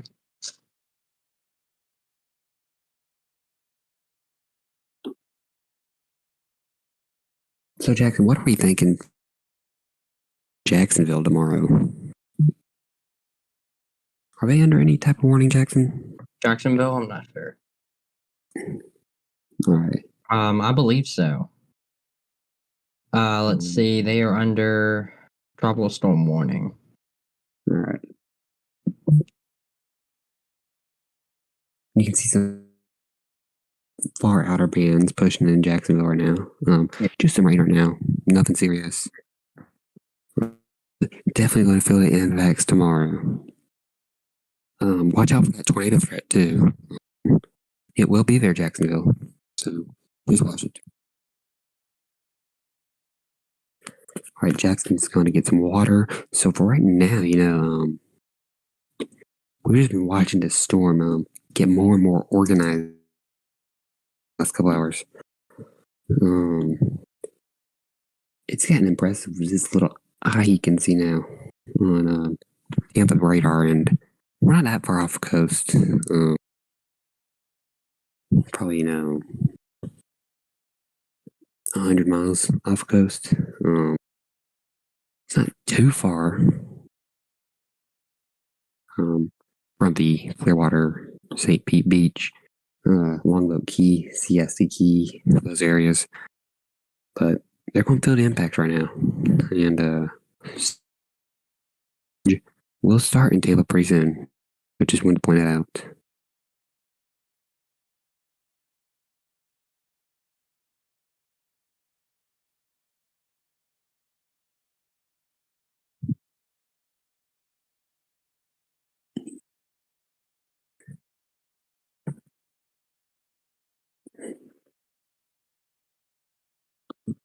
All right.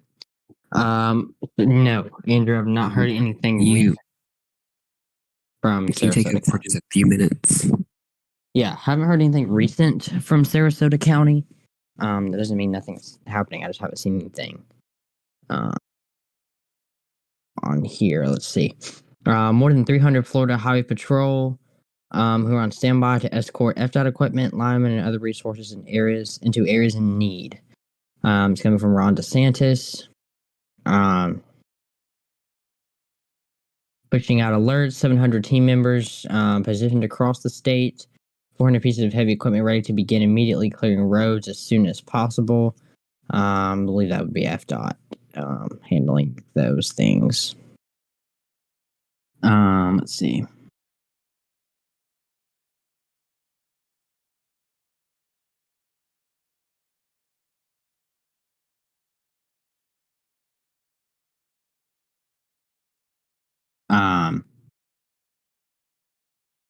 See here. Sorry, I'm trying to pull up some more info.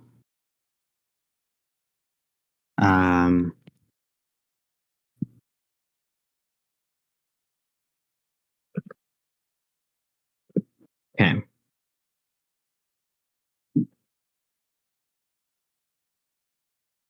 Let's see here.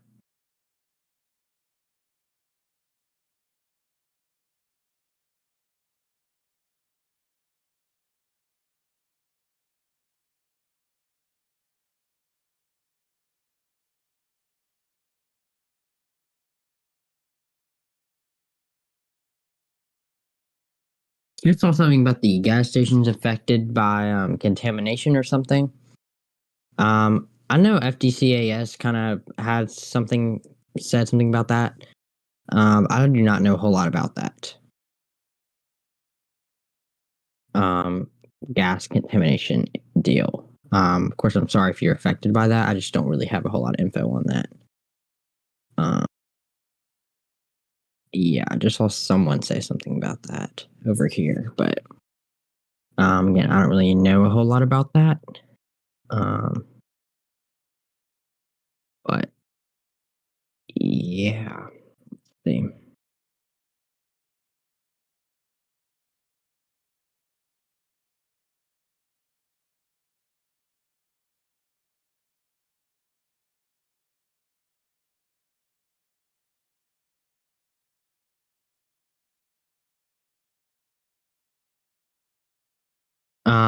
Let's see, tropical storm warning. Okay, so yeah.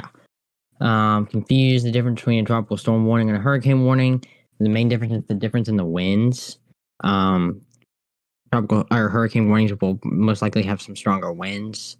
That doesn't mean if you're in a tropical storm warning that you're fine. You're still going to get some strong winds. But that's the difference about that. I would say treat all as the same right now.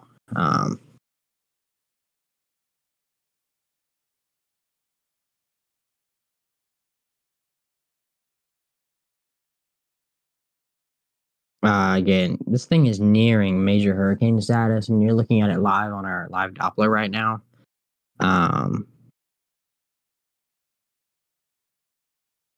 Yeah. Definitely nearing that major hurricane type status. But again, a major hurricane status is category 3 and up. Right now we're sitting at a 2, barely at a 2.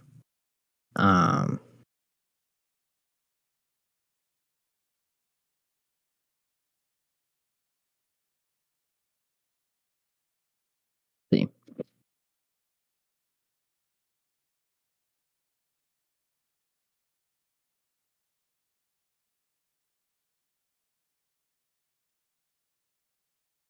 The potential for storm surge. If you're anywhere along the coast, I mean, you could see pretty much 5 to 9 plus inches. Jackson, I even think right HC's prediction is 10 to 15. Yeah.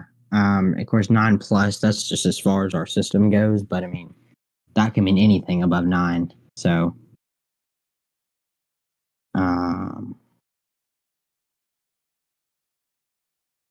yeah, let's see here. Andrew, one thing that I don't think we mentioned yet, if this thing hits near high tide, time we could have a real problem. Of course, that's what we mean by kind of like prepare for the worst in a way. If this thing hits during or near high tide, we could see those estimates we just gave you. You could almost not necessarily double, but you could those could be significantly higher. We're already expecting 4 to 8 17 feet. If yeah, and I think that's something not a lot of people are taking into account. Yeah, you got to add the storm surge with the rain totals. So if we get a foot of rain, add that to your storm surge. I think we said 4 to 8 on the coast initially. Yeah, I think some areas might get a foot.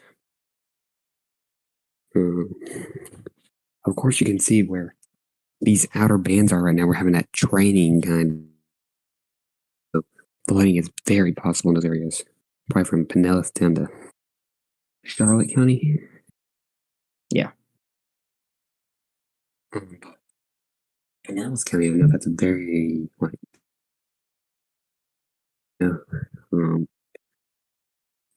I'm seeing some of these little cells that might have some rotation. Yeah, this one does. Near Sarasota. I think it's this one from earlier, probably. Yeah, it's got some small rotation, not heavy rotation. But it's off Longboat Key in Sarasota right now. That'll move up. I think Siesta Key's up here somewhere, Jackson. Mm-hmm. Is Siesta Key near Sarasota? Yes, I believe so. I think Siesta and Longboat Key will be the two getting hit by this storm the most. But this heavy rain coming down here in Sarasota County near Vamo.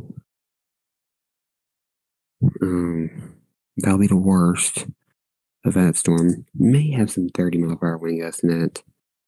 Probably up to tropical storm strength in that. But I'm going to check Hurricane Hunters, Jack, and see what they found. Yeah. Because I forgot about that kind of. I'm still looking through reports. Haven't seen any new info recently. But I'm going to keep on checking. Let's see. Jackson, the hurricane hunters have found winds enough to support a major hurricane. Okay. They found 115 knots.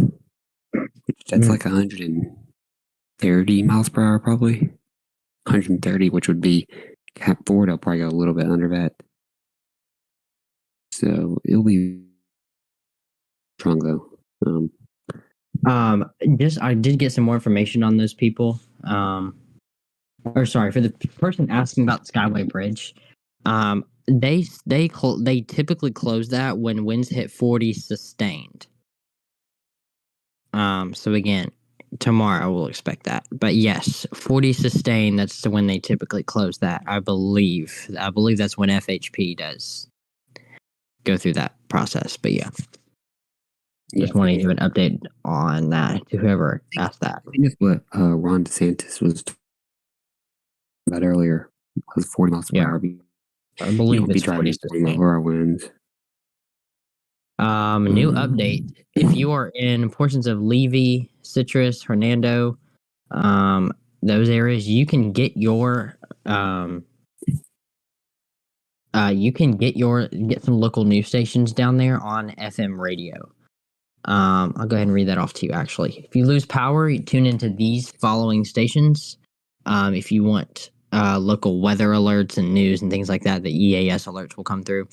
That'd be 96.7, 95.3, 103.3, 106.3, 99.9, 103.9, and 1450 AM. Again, that's a lot of stations you can tune into if you lose power. Again, that's for portions of Citrus, Levy, Hernando, and those counties. Yeah, so Pinellas County just tweeted, during a hurricane, don't venture outside. If your home is breached, shelter in an interior room, closet, or hallway until the storm passes. Also, on this little picture we have right here, you can disaster.pinellas.gov find out more information on this. Of course, this is probably the most impactful storm we've ever seen in the Big Bend of Florida, which is up here. Next, I know me and you've been looking at the weather for a while now, and I don't think we've seen much hit the Big Bend. You can correct me, but I don't think so. Yeah, I think so. I know Hurricane 2016 as a Category 1. This is a Category 2, almost Category 3. So that's a big difference, and it's been a while, and a lot of people moved to this area. Yeah. Know it. So we have a lot of first timers probably in the Big Bend. So I mean, remember with Ian, we thought it was going to hit the Big Bend at first. It shifted down to Fort Myers. This really did it. National Hurricane Center did a great job with this, saying it was going to go up into the Big Bend first. Where it looks like it's going to go. I'm leaning toward a Jefferson or Taylor County landfall, probably Jackson. Yeah. Maybe even a Wauchula County landfall, but I think it's going to be for Jefferson or Taylor. Because once we start getting closer to landfall, it's going to start moving to the northeast. Yes.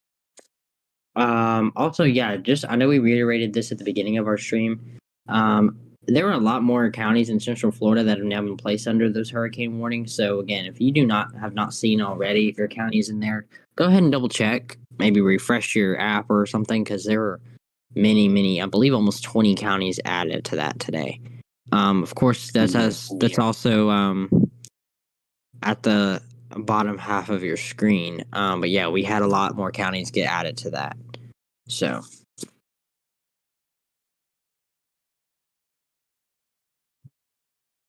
Andrew, you can go ahead. Sorry. I'm going through some reports right now. Dallas County saying do not call 911 to report outages. Call 1-800-228-8485 at dukeenergy.com/outages. Please do not call 911. I don't know if 911 is up tonight, Jackson. I don't know if you've heard about it. It'll be 911 will be working. Just don't call them for things like that. Again, don't expect them to rescue you immediately tomorrow either. They're not going to put their people in danger because you chose not to evacuate, things like that.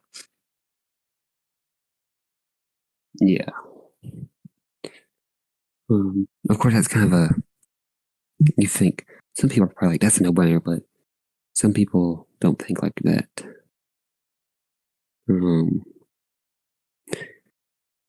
We all know that. Yeah. And don't be stupid. Don't go to the coast and just think it's fun and get yourself in a bad situation. Jackson knows exactly what I'm talking about. Yeah. We see it every year during hurricane season, but yeah, let's not. I mean, I know we're going to see it. Jackson. Yeah. Supposedly, Idalia was pulling water out from like marshes and stuff in Tampa Bay a little bit. That's where we're going to get that surge from. That's why it's called a surge. We're going to get a surge of water coming in. We expected that.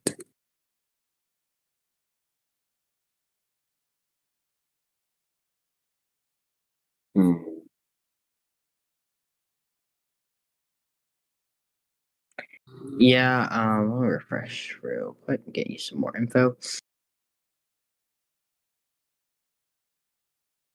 Let's see here.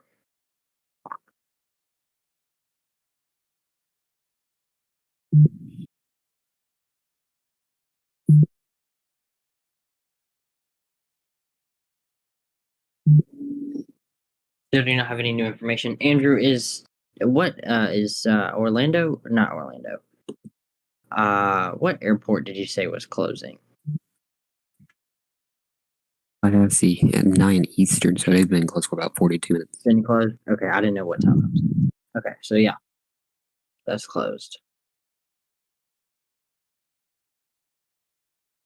Jackson, I think we might take a break here for about 10-15 minutes. Okay.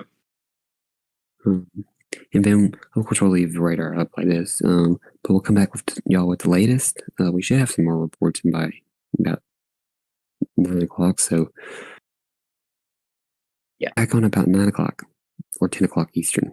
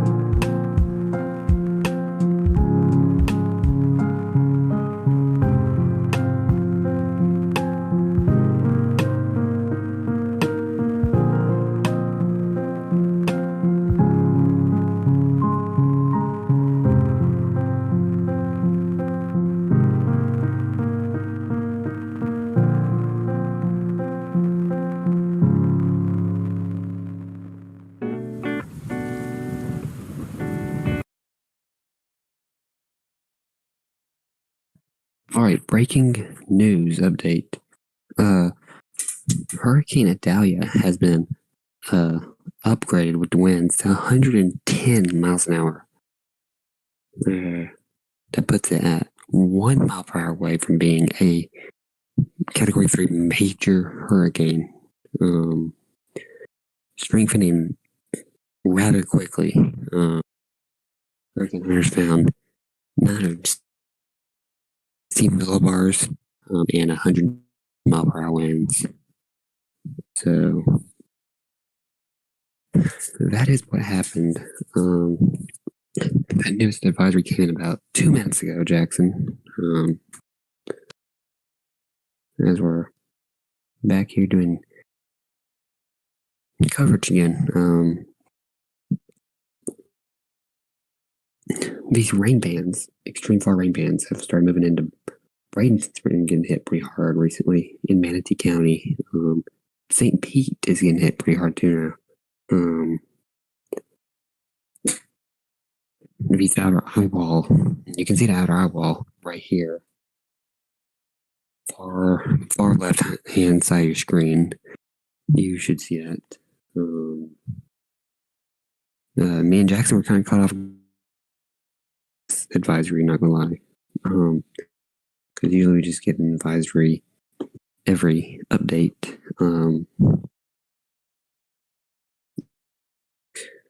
I'll show this to y'all whenever I get it here.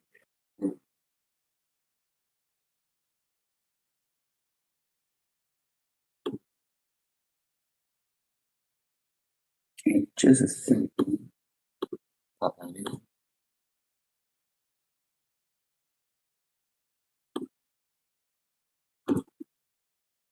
Here we go. So, Hurricane Idalia, 10 p.m. 9 p.m. advisory central, 10 p.m. Moving at 18, so it's sped up by 2 miles an hour. Yeah. Pressure 960 and winds of 110. Jackson, this was unexpected, wasn't it? Yeah, I know. Of course, we knew they had some recon flights going on and things like that. But yeah, this was not expected. But yes, we do have now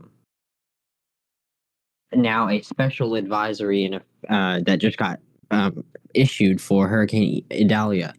As you can see, and again, we are super close to that major hurricane status. Andrew, let me change one of those super sources real quick if you give me a second. I think it's out of date, so go ahead if you want to touch on something for a moment. This right here, 1 mile per hour away.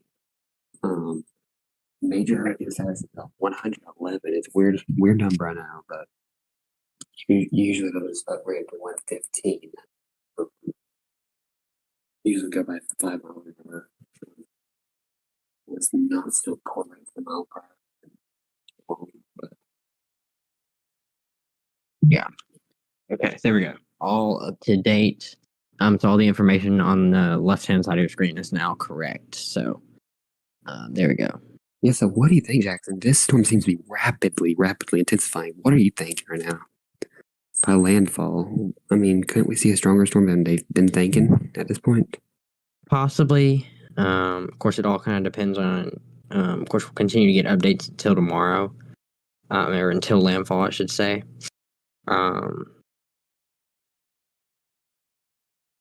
Yes, but that is possible. Let's see.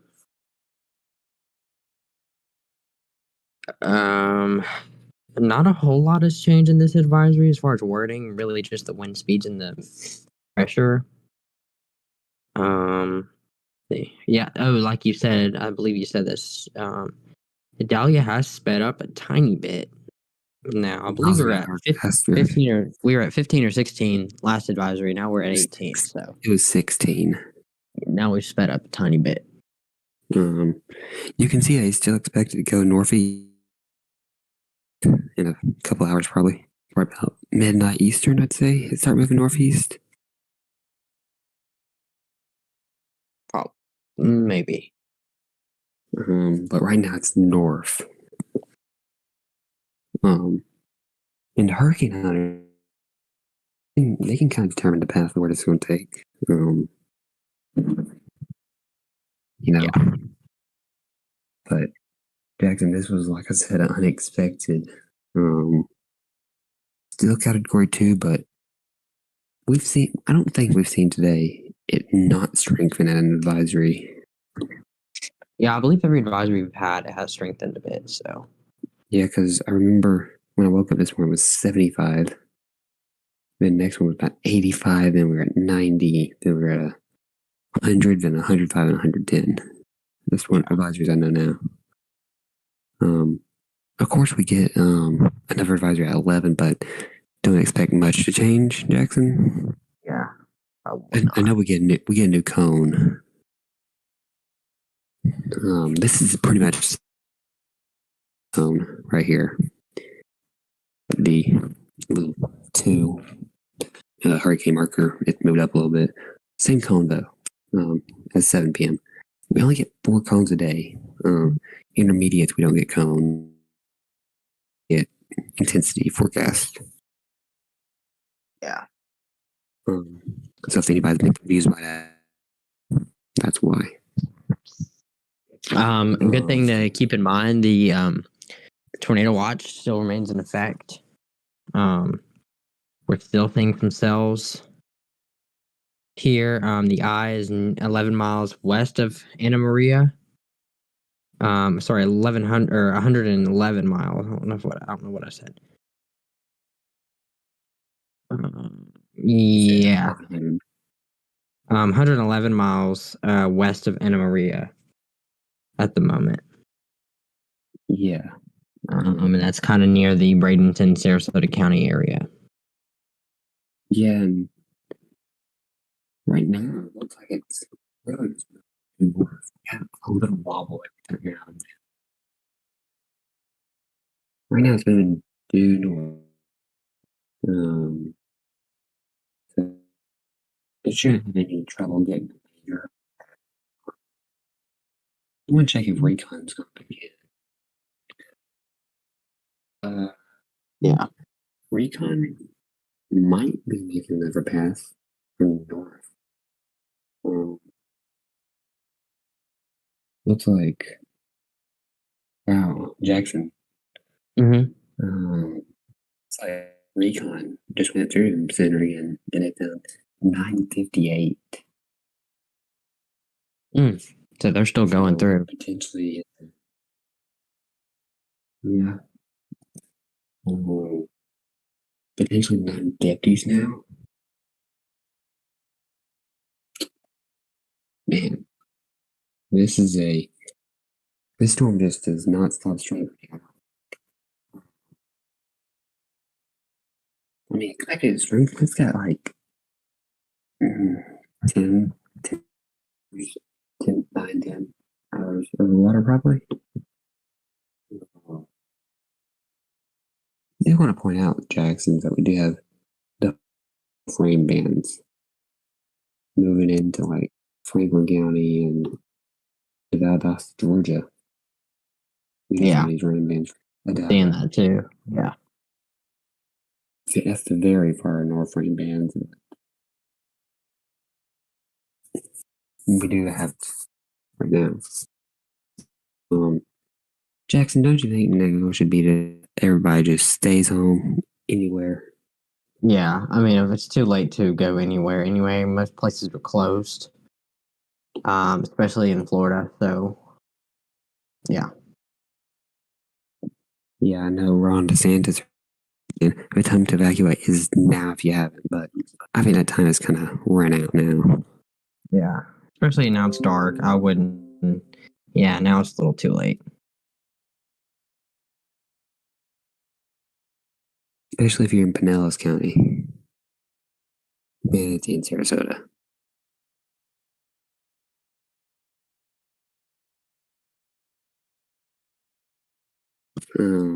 Might try and pull up a camera here from Manatee County. I had one earlier there.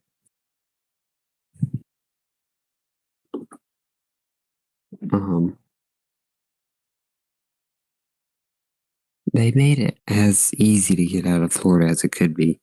They made toll roads toll free just for this one event. They done it before, I know, with like Ian. I think they did Jackson, didn't they? Yes, I believe so. With I think Ian. so.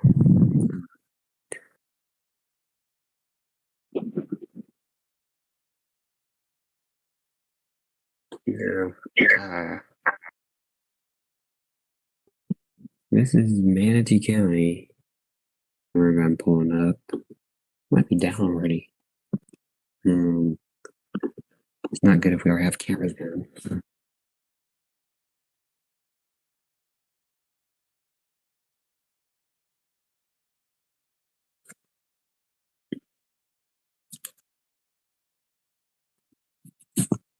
Yeah, this camera's down, so I already have some damaging gusts from Idalia. Looks like we do have a newer special marine warning Jackson also. Special marine. Push on that. Yeah, water spout possible in 40 knot winds. So that's about 50 mile per hour winds, 45, 50. That's around Collier County, Naples, up in Lee County, Cape Coral, and Fort Myers Beach. Okay. Waters in those areas. But Idalia definitely has been using this warm water over the Gulf of Mexico to its advantage.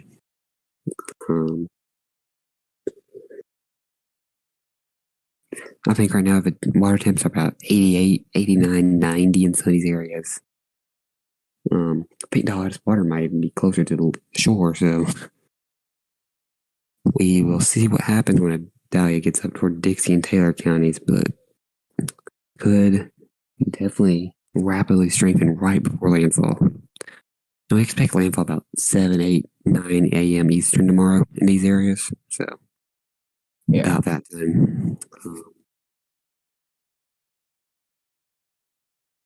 What do you think about Diamond Jackson? Is it a good time to be coming in more or what?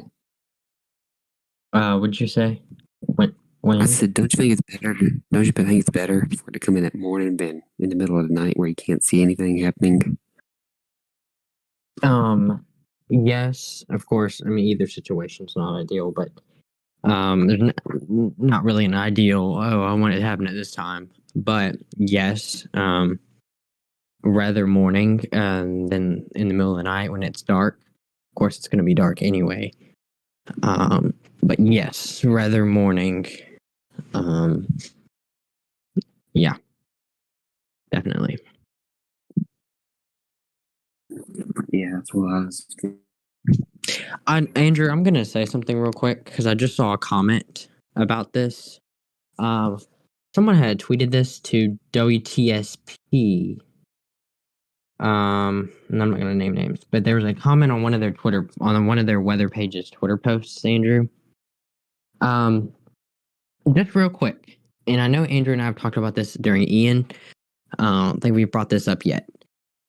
The hurricane warnings and all of that, all of the weather bulletins say they are expiring in like 2 hours.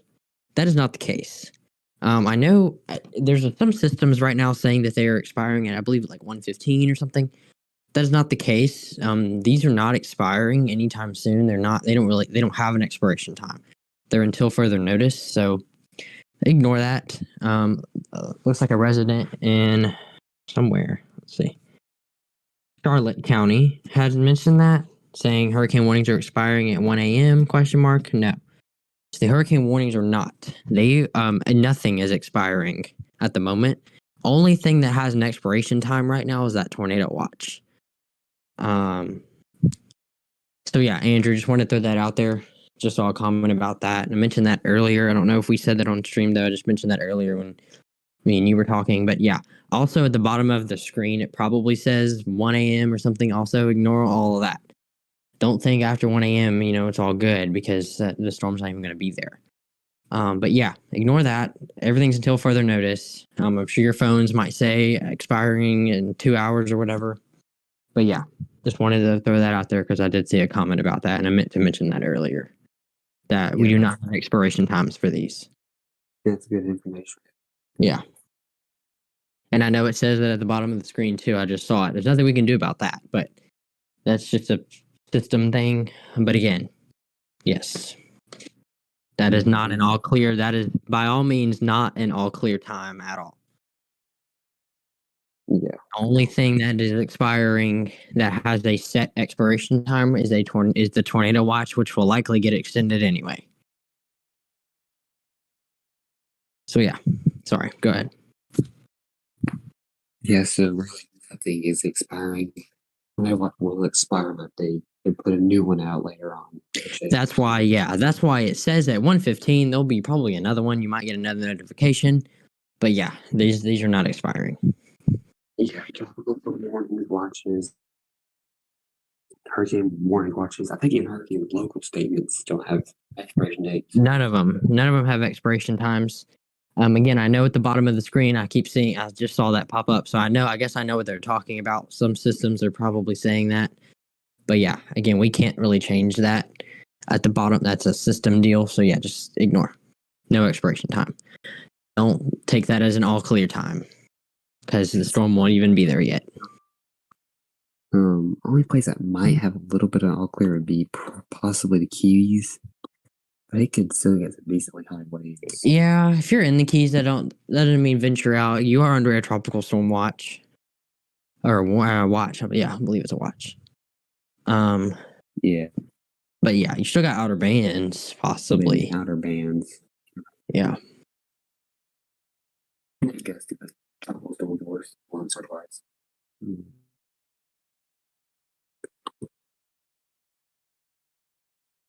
Kind of feels weird having two advisories at very close times. Yeah.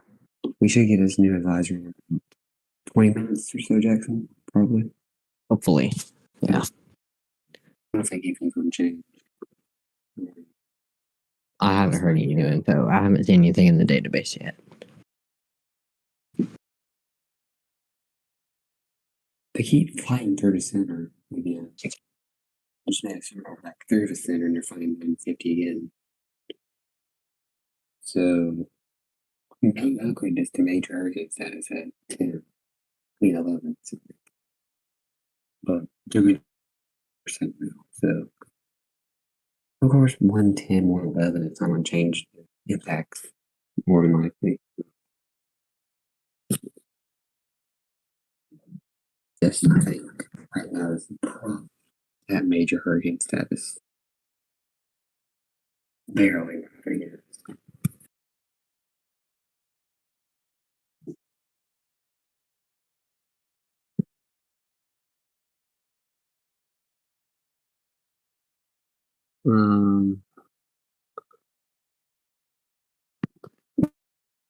The eye size don't matter. Large eye, I mean, might be a little bit weaker even. I think these pinhole eyes are always the strongest eyes. You know, Jackson, what I'm talking about. Yeah. We have these eyes on these storms. They have a hard time of concentrating themselves.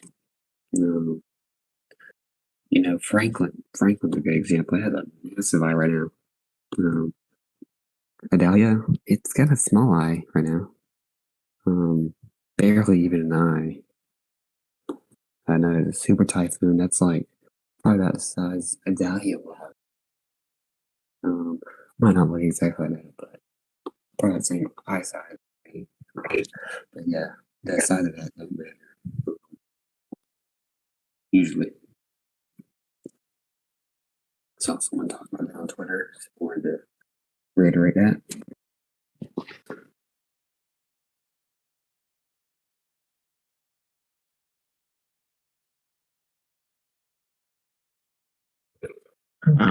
Give me just a second.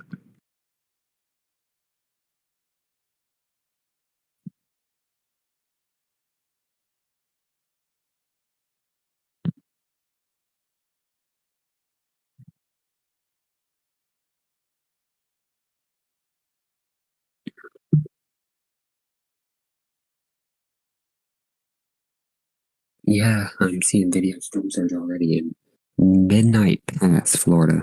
I'm not sure what that is. Jackson, do you know? No, not. But looks like storm surge is already starting to occur in these areas. Um,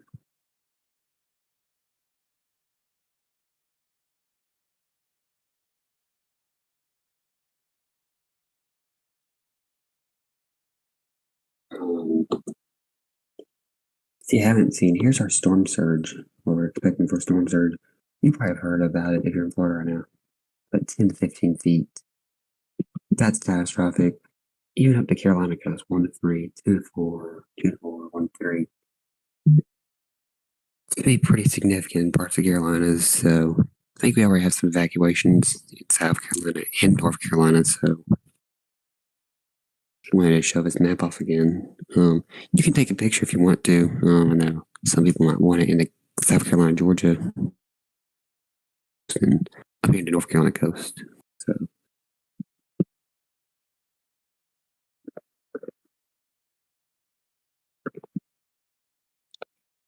Yeah, I'm checking up on something for somebody. We had a question, Andrew, and I'm about to try to get info about that. all right. Maybe, possibly, hopefully.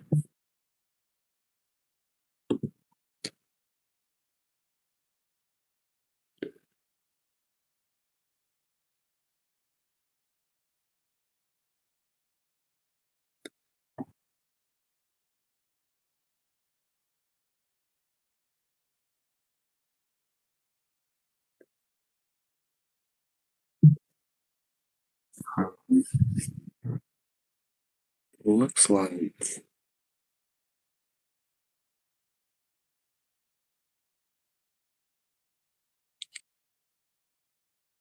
of possibly 3-foot storm surge in Fort Myers Beach, which is where Ian here. Kind of afraid to go. Andrew, seeing some confusion for Highlands County. Andrew, you know where Highlands is?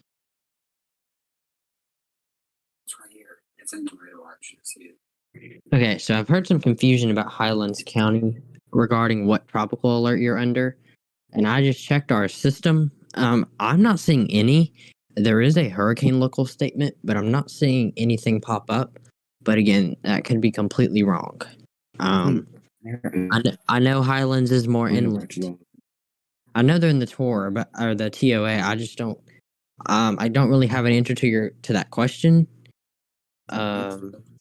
Because I'm not really sure. It's not popping up. Now, I know Highlands is inland, but as far as tropical stuff goes, I don't see any bulletins out. There is a hurricane local statement, I think. Yeah, I think it was OCO.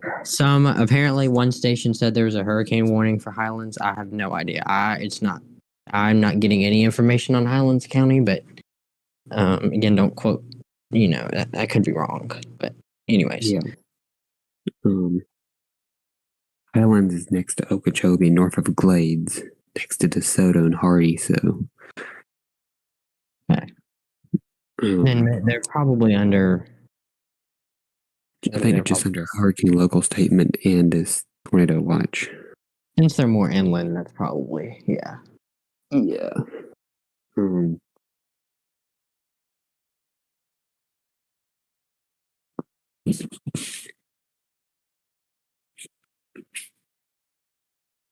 But right now,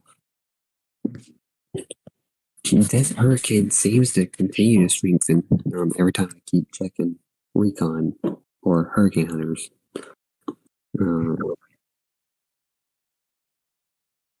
Yeah. One of our missions are done. That's the Air Force mission is done.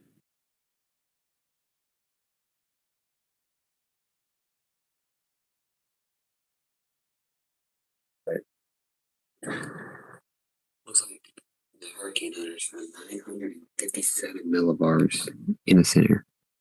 So that's down 3 millibars since the last advisory, which was a special advisory. You can see that in the bottom left-hand corner of your screen. It's in like parentheses. It says special. That came in about 27 minutes ago, Jackson. Yeah. What county or what alert is Wakulla County under? Are they under the the tornado watch? I can check that, or Andrew can check that for you. Andrew, is Wakulla under that tornado watch? No, but that's probably where this will make landfall. So Okay, so Wakulla is not, but I know Wakulla is under a hurricane warning. I could be wrong. Let me double check that. yeah, south of Tallahassee. Yeah, Wakulla, inland and coastal under hurricane warnings. Just saw that. Yes. Jackson, I think what we're going to do from here, I think we're going to take about another 30-minute break or so.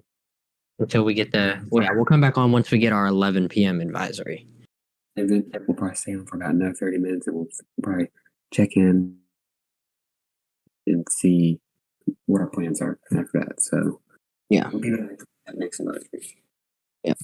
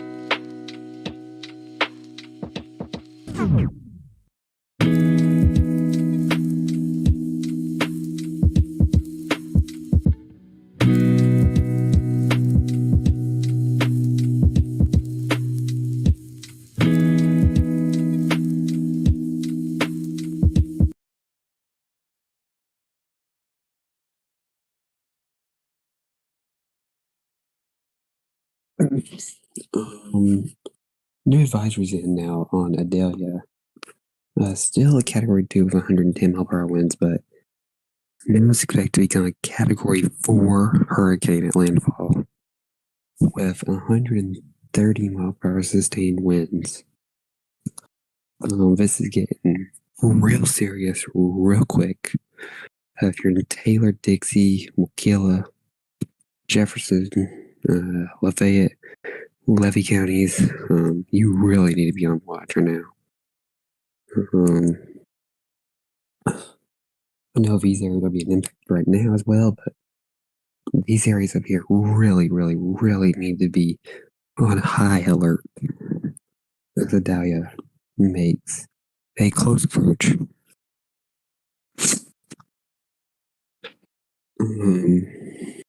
Waiting for the advisory to come in on my end.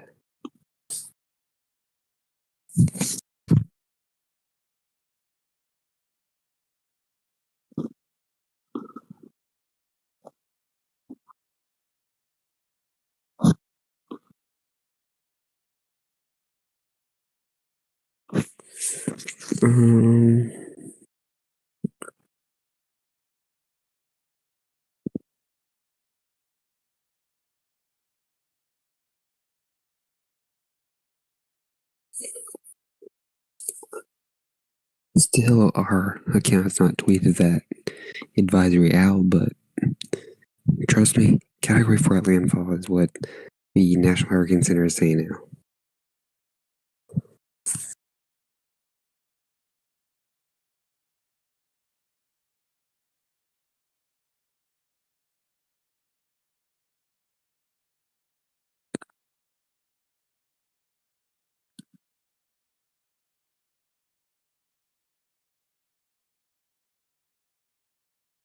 Give me just a minute here. Trying to redo stuff here on my computer.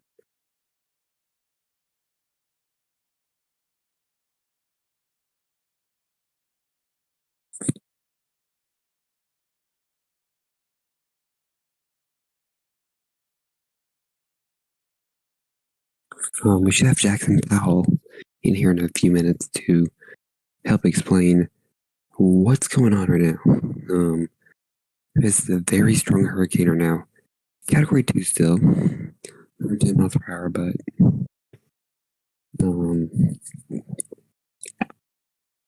we'll be making landfall tomorrow morning as a Category 4 with 130 mile per hour winds.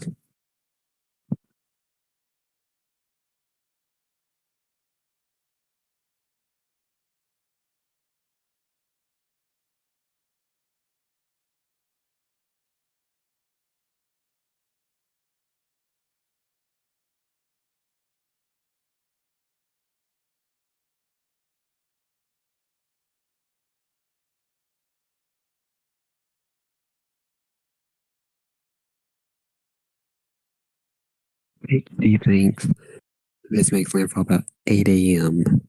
Eastern time?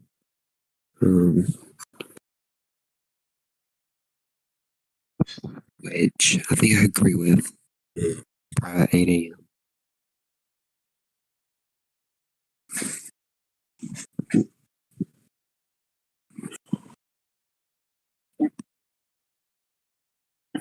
So right now it's 10 o'clock, so we got about 11 o'clock Eastern, so 9 hours over water probably. It could get stronger than 130 mile per hour too. Yeah, 135, 140, something like that.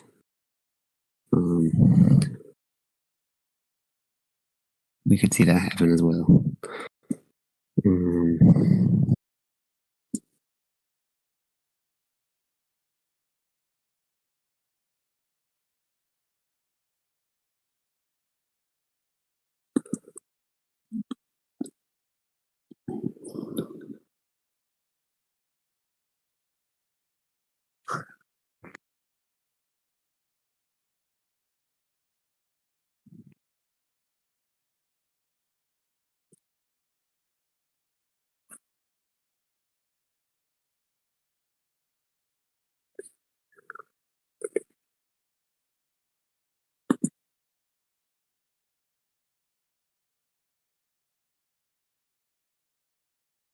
Virginia is still at 110 miles per hour, but this is from the National Hurricane Center right here.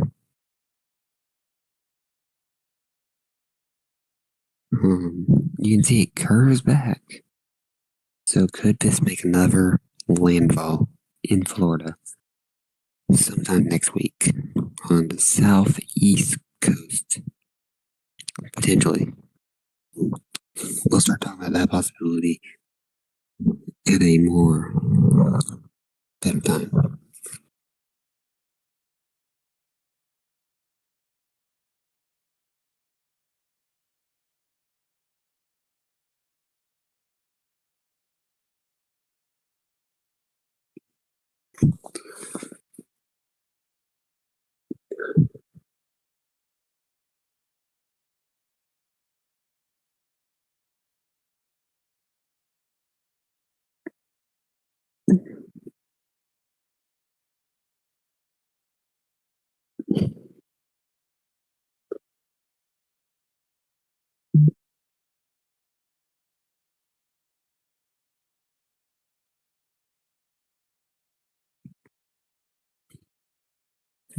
But still a major Category 4 hurricane expect to make landfall. It ain't just gonna be a hurricane tomorrow night, even still in Georgia, maybe even in South Carolina.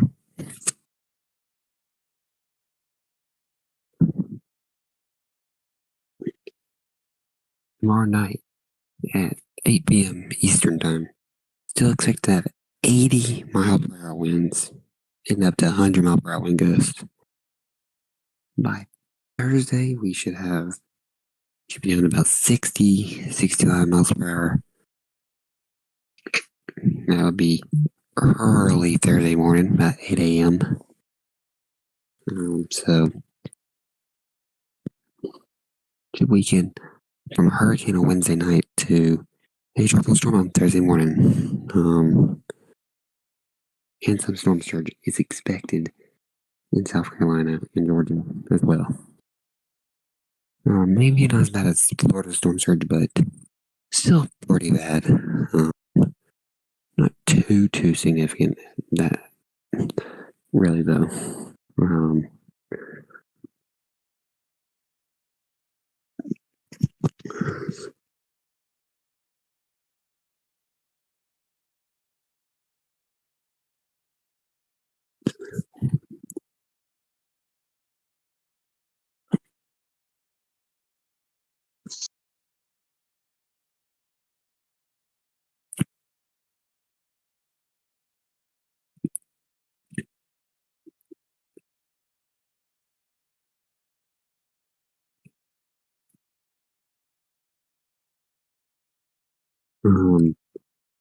We still have this tornado watch. We haven't had tornado warnings this evening, but earlier today we had 2 tornado warnings in Collier County.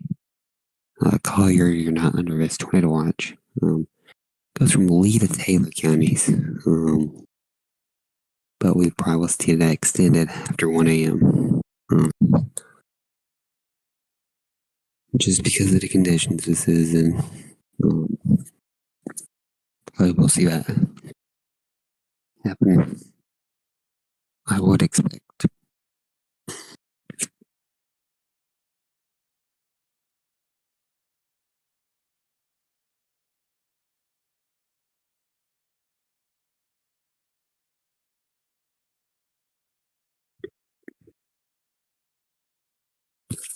Let's see.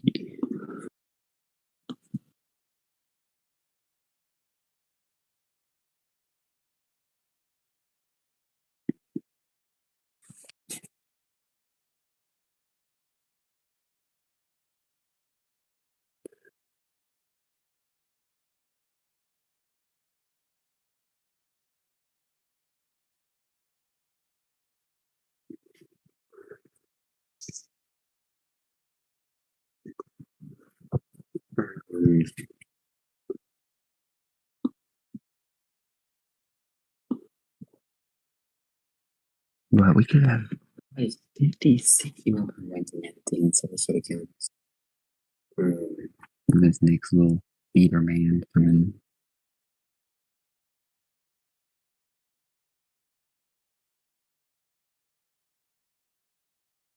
Mm.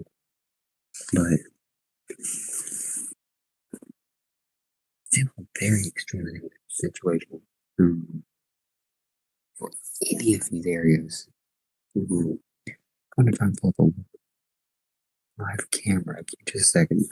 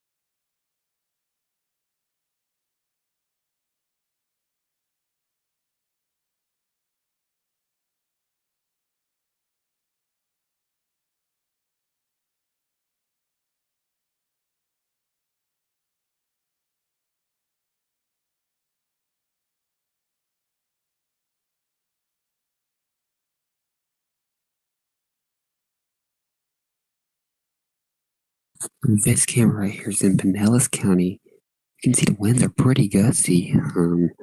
Watch these palm trees for a little bit. You can see we probably got some 40, 45 mile per hour wind gusts right now. So definitely tropical storm winds trying to push into these areas.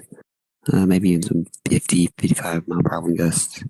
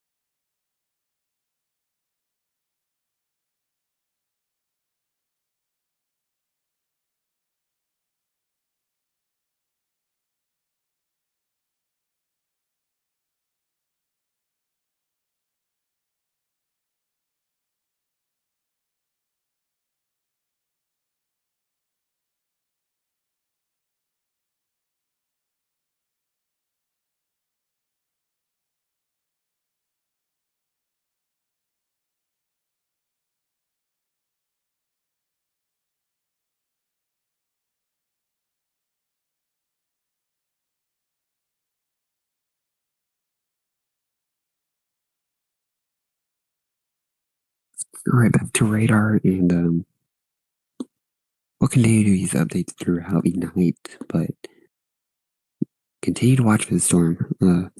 Big Bend, you're going to see a Category 4 hurricane now expected, so be extra cautious now. And possibly major storm surge here in Levy County in the Cedar Key area, so be prepared for that.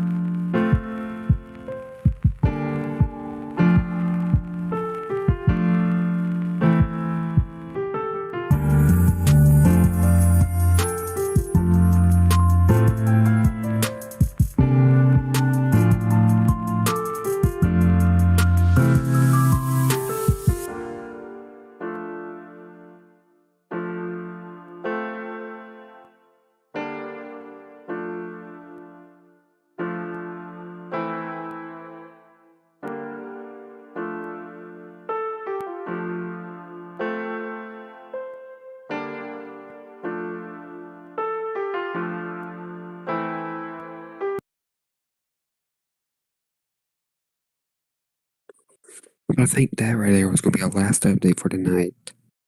We'll continue to leave live radar on all night. But for tonight, I think we're done for. Tomorrow morning, we'll probably have an hour or so covered before we got to go. But yeah, that sounds like our plan for tonight. We'll probably talk again in the morning. So see y'all then. And please, if you're in the bath, stay safe.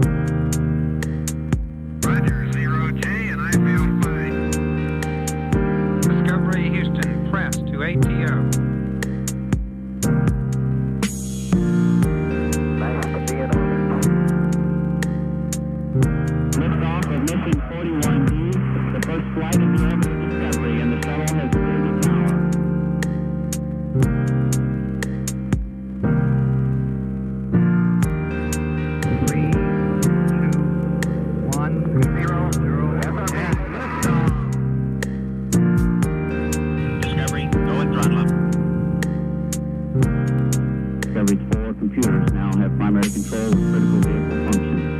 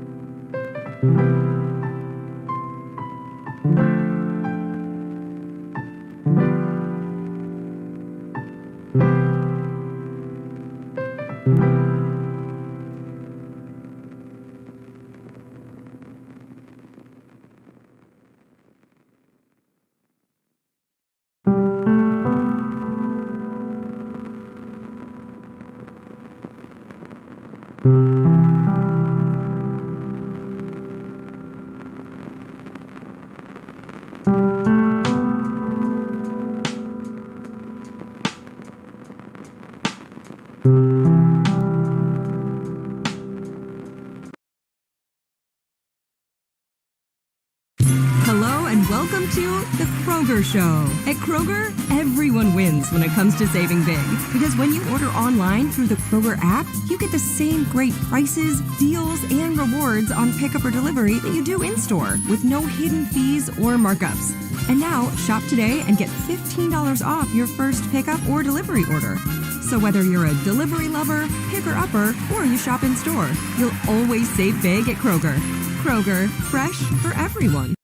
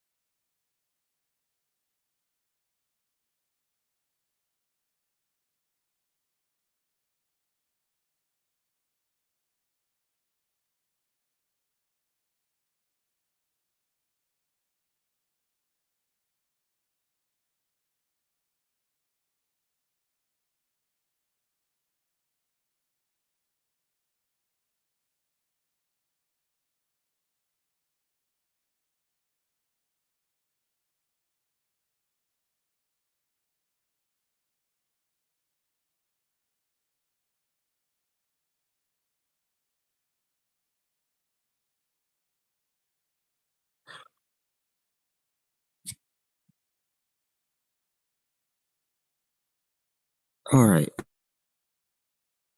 Thought I should come on and just tell you what we got going on. So we have currently landfall in Taylor, Florida. It's in Perry and those areas. There's probably not much of a coastal population in these areas. Delcay Beach is in the area, but that's about it. We're going to watch Steinagee and Horseshoe Beach. They have had major storm surge. Also, Cedar Key with a major storm surge as well. Just got a tornado warning for Polk, Highlands, and Hardy counties.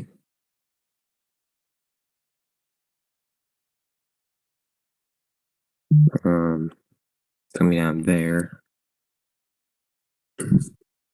Right now, landfall is occurring. National Hurricane Center has not officially named this landfall.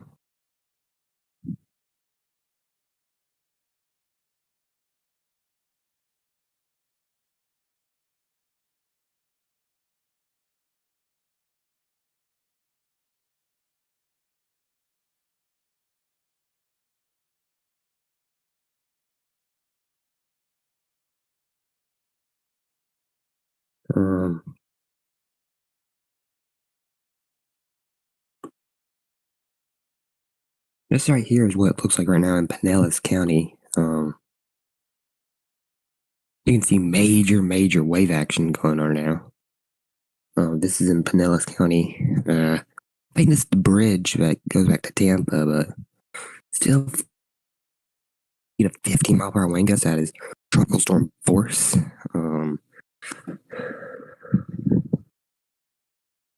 And you can just see the wave action we got going on. That's bringing some storm surge into Clearwater Beach and those areas. Probably know by now. Don't know why somebody's driving down that road right now. It's kind of crazy.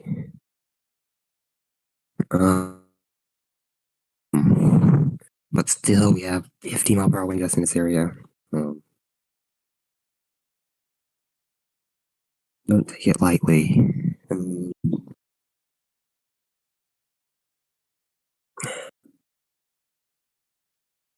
We currently have a landfall occurring. It's about 7:42 Eastern time. As this is landfalling right now in Taylor County.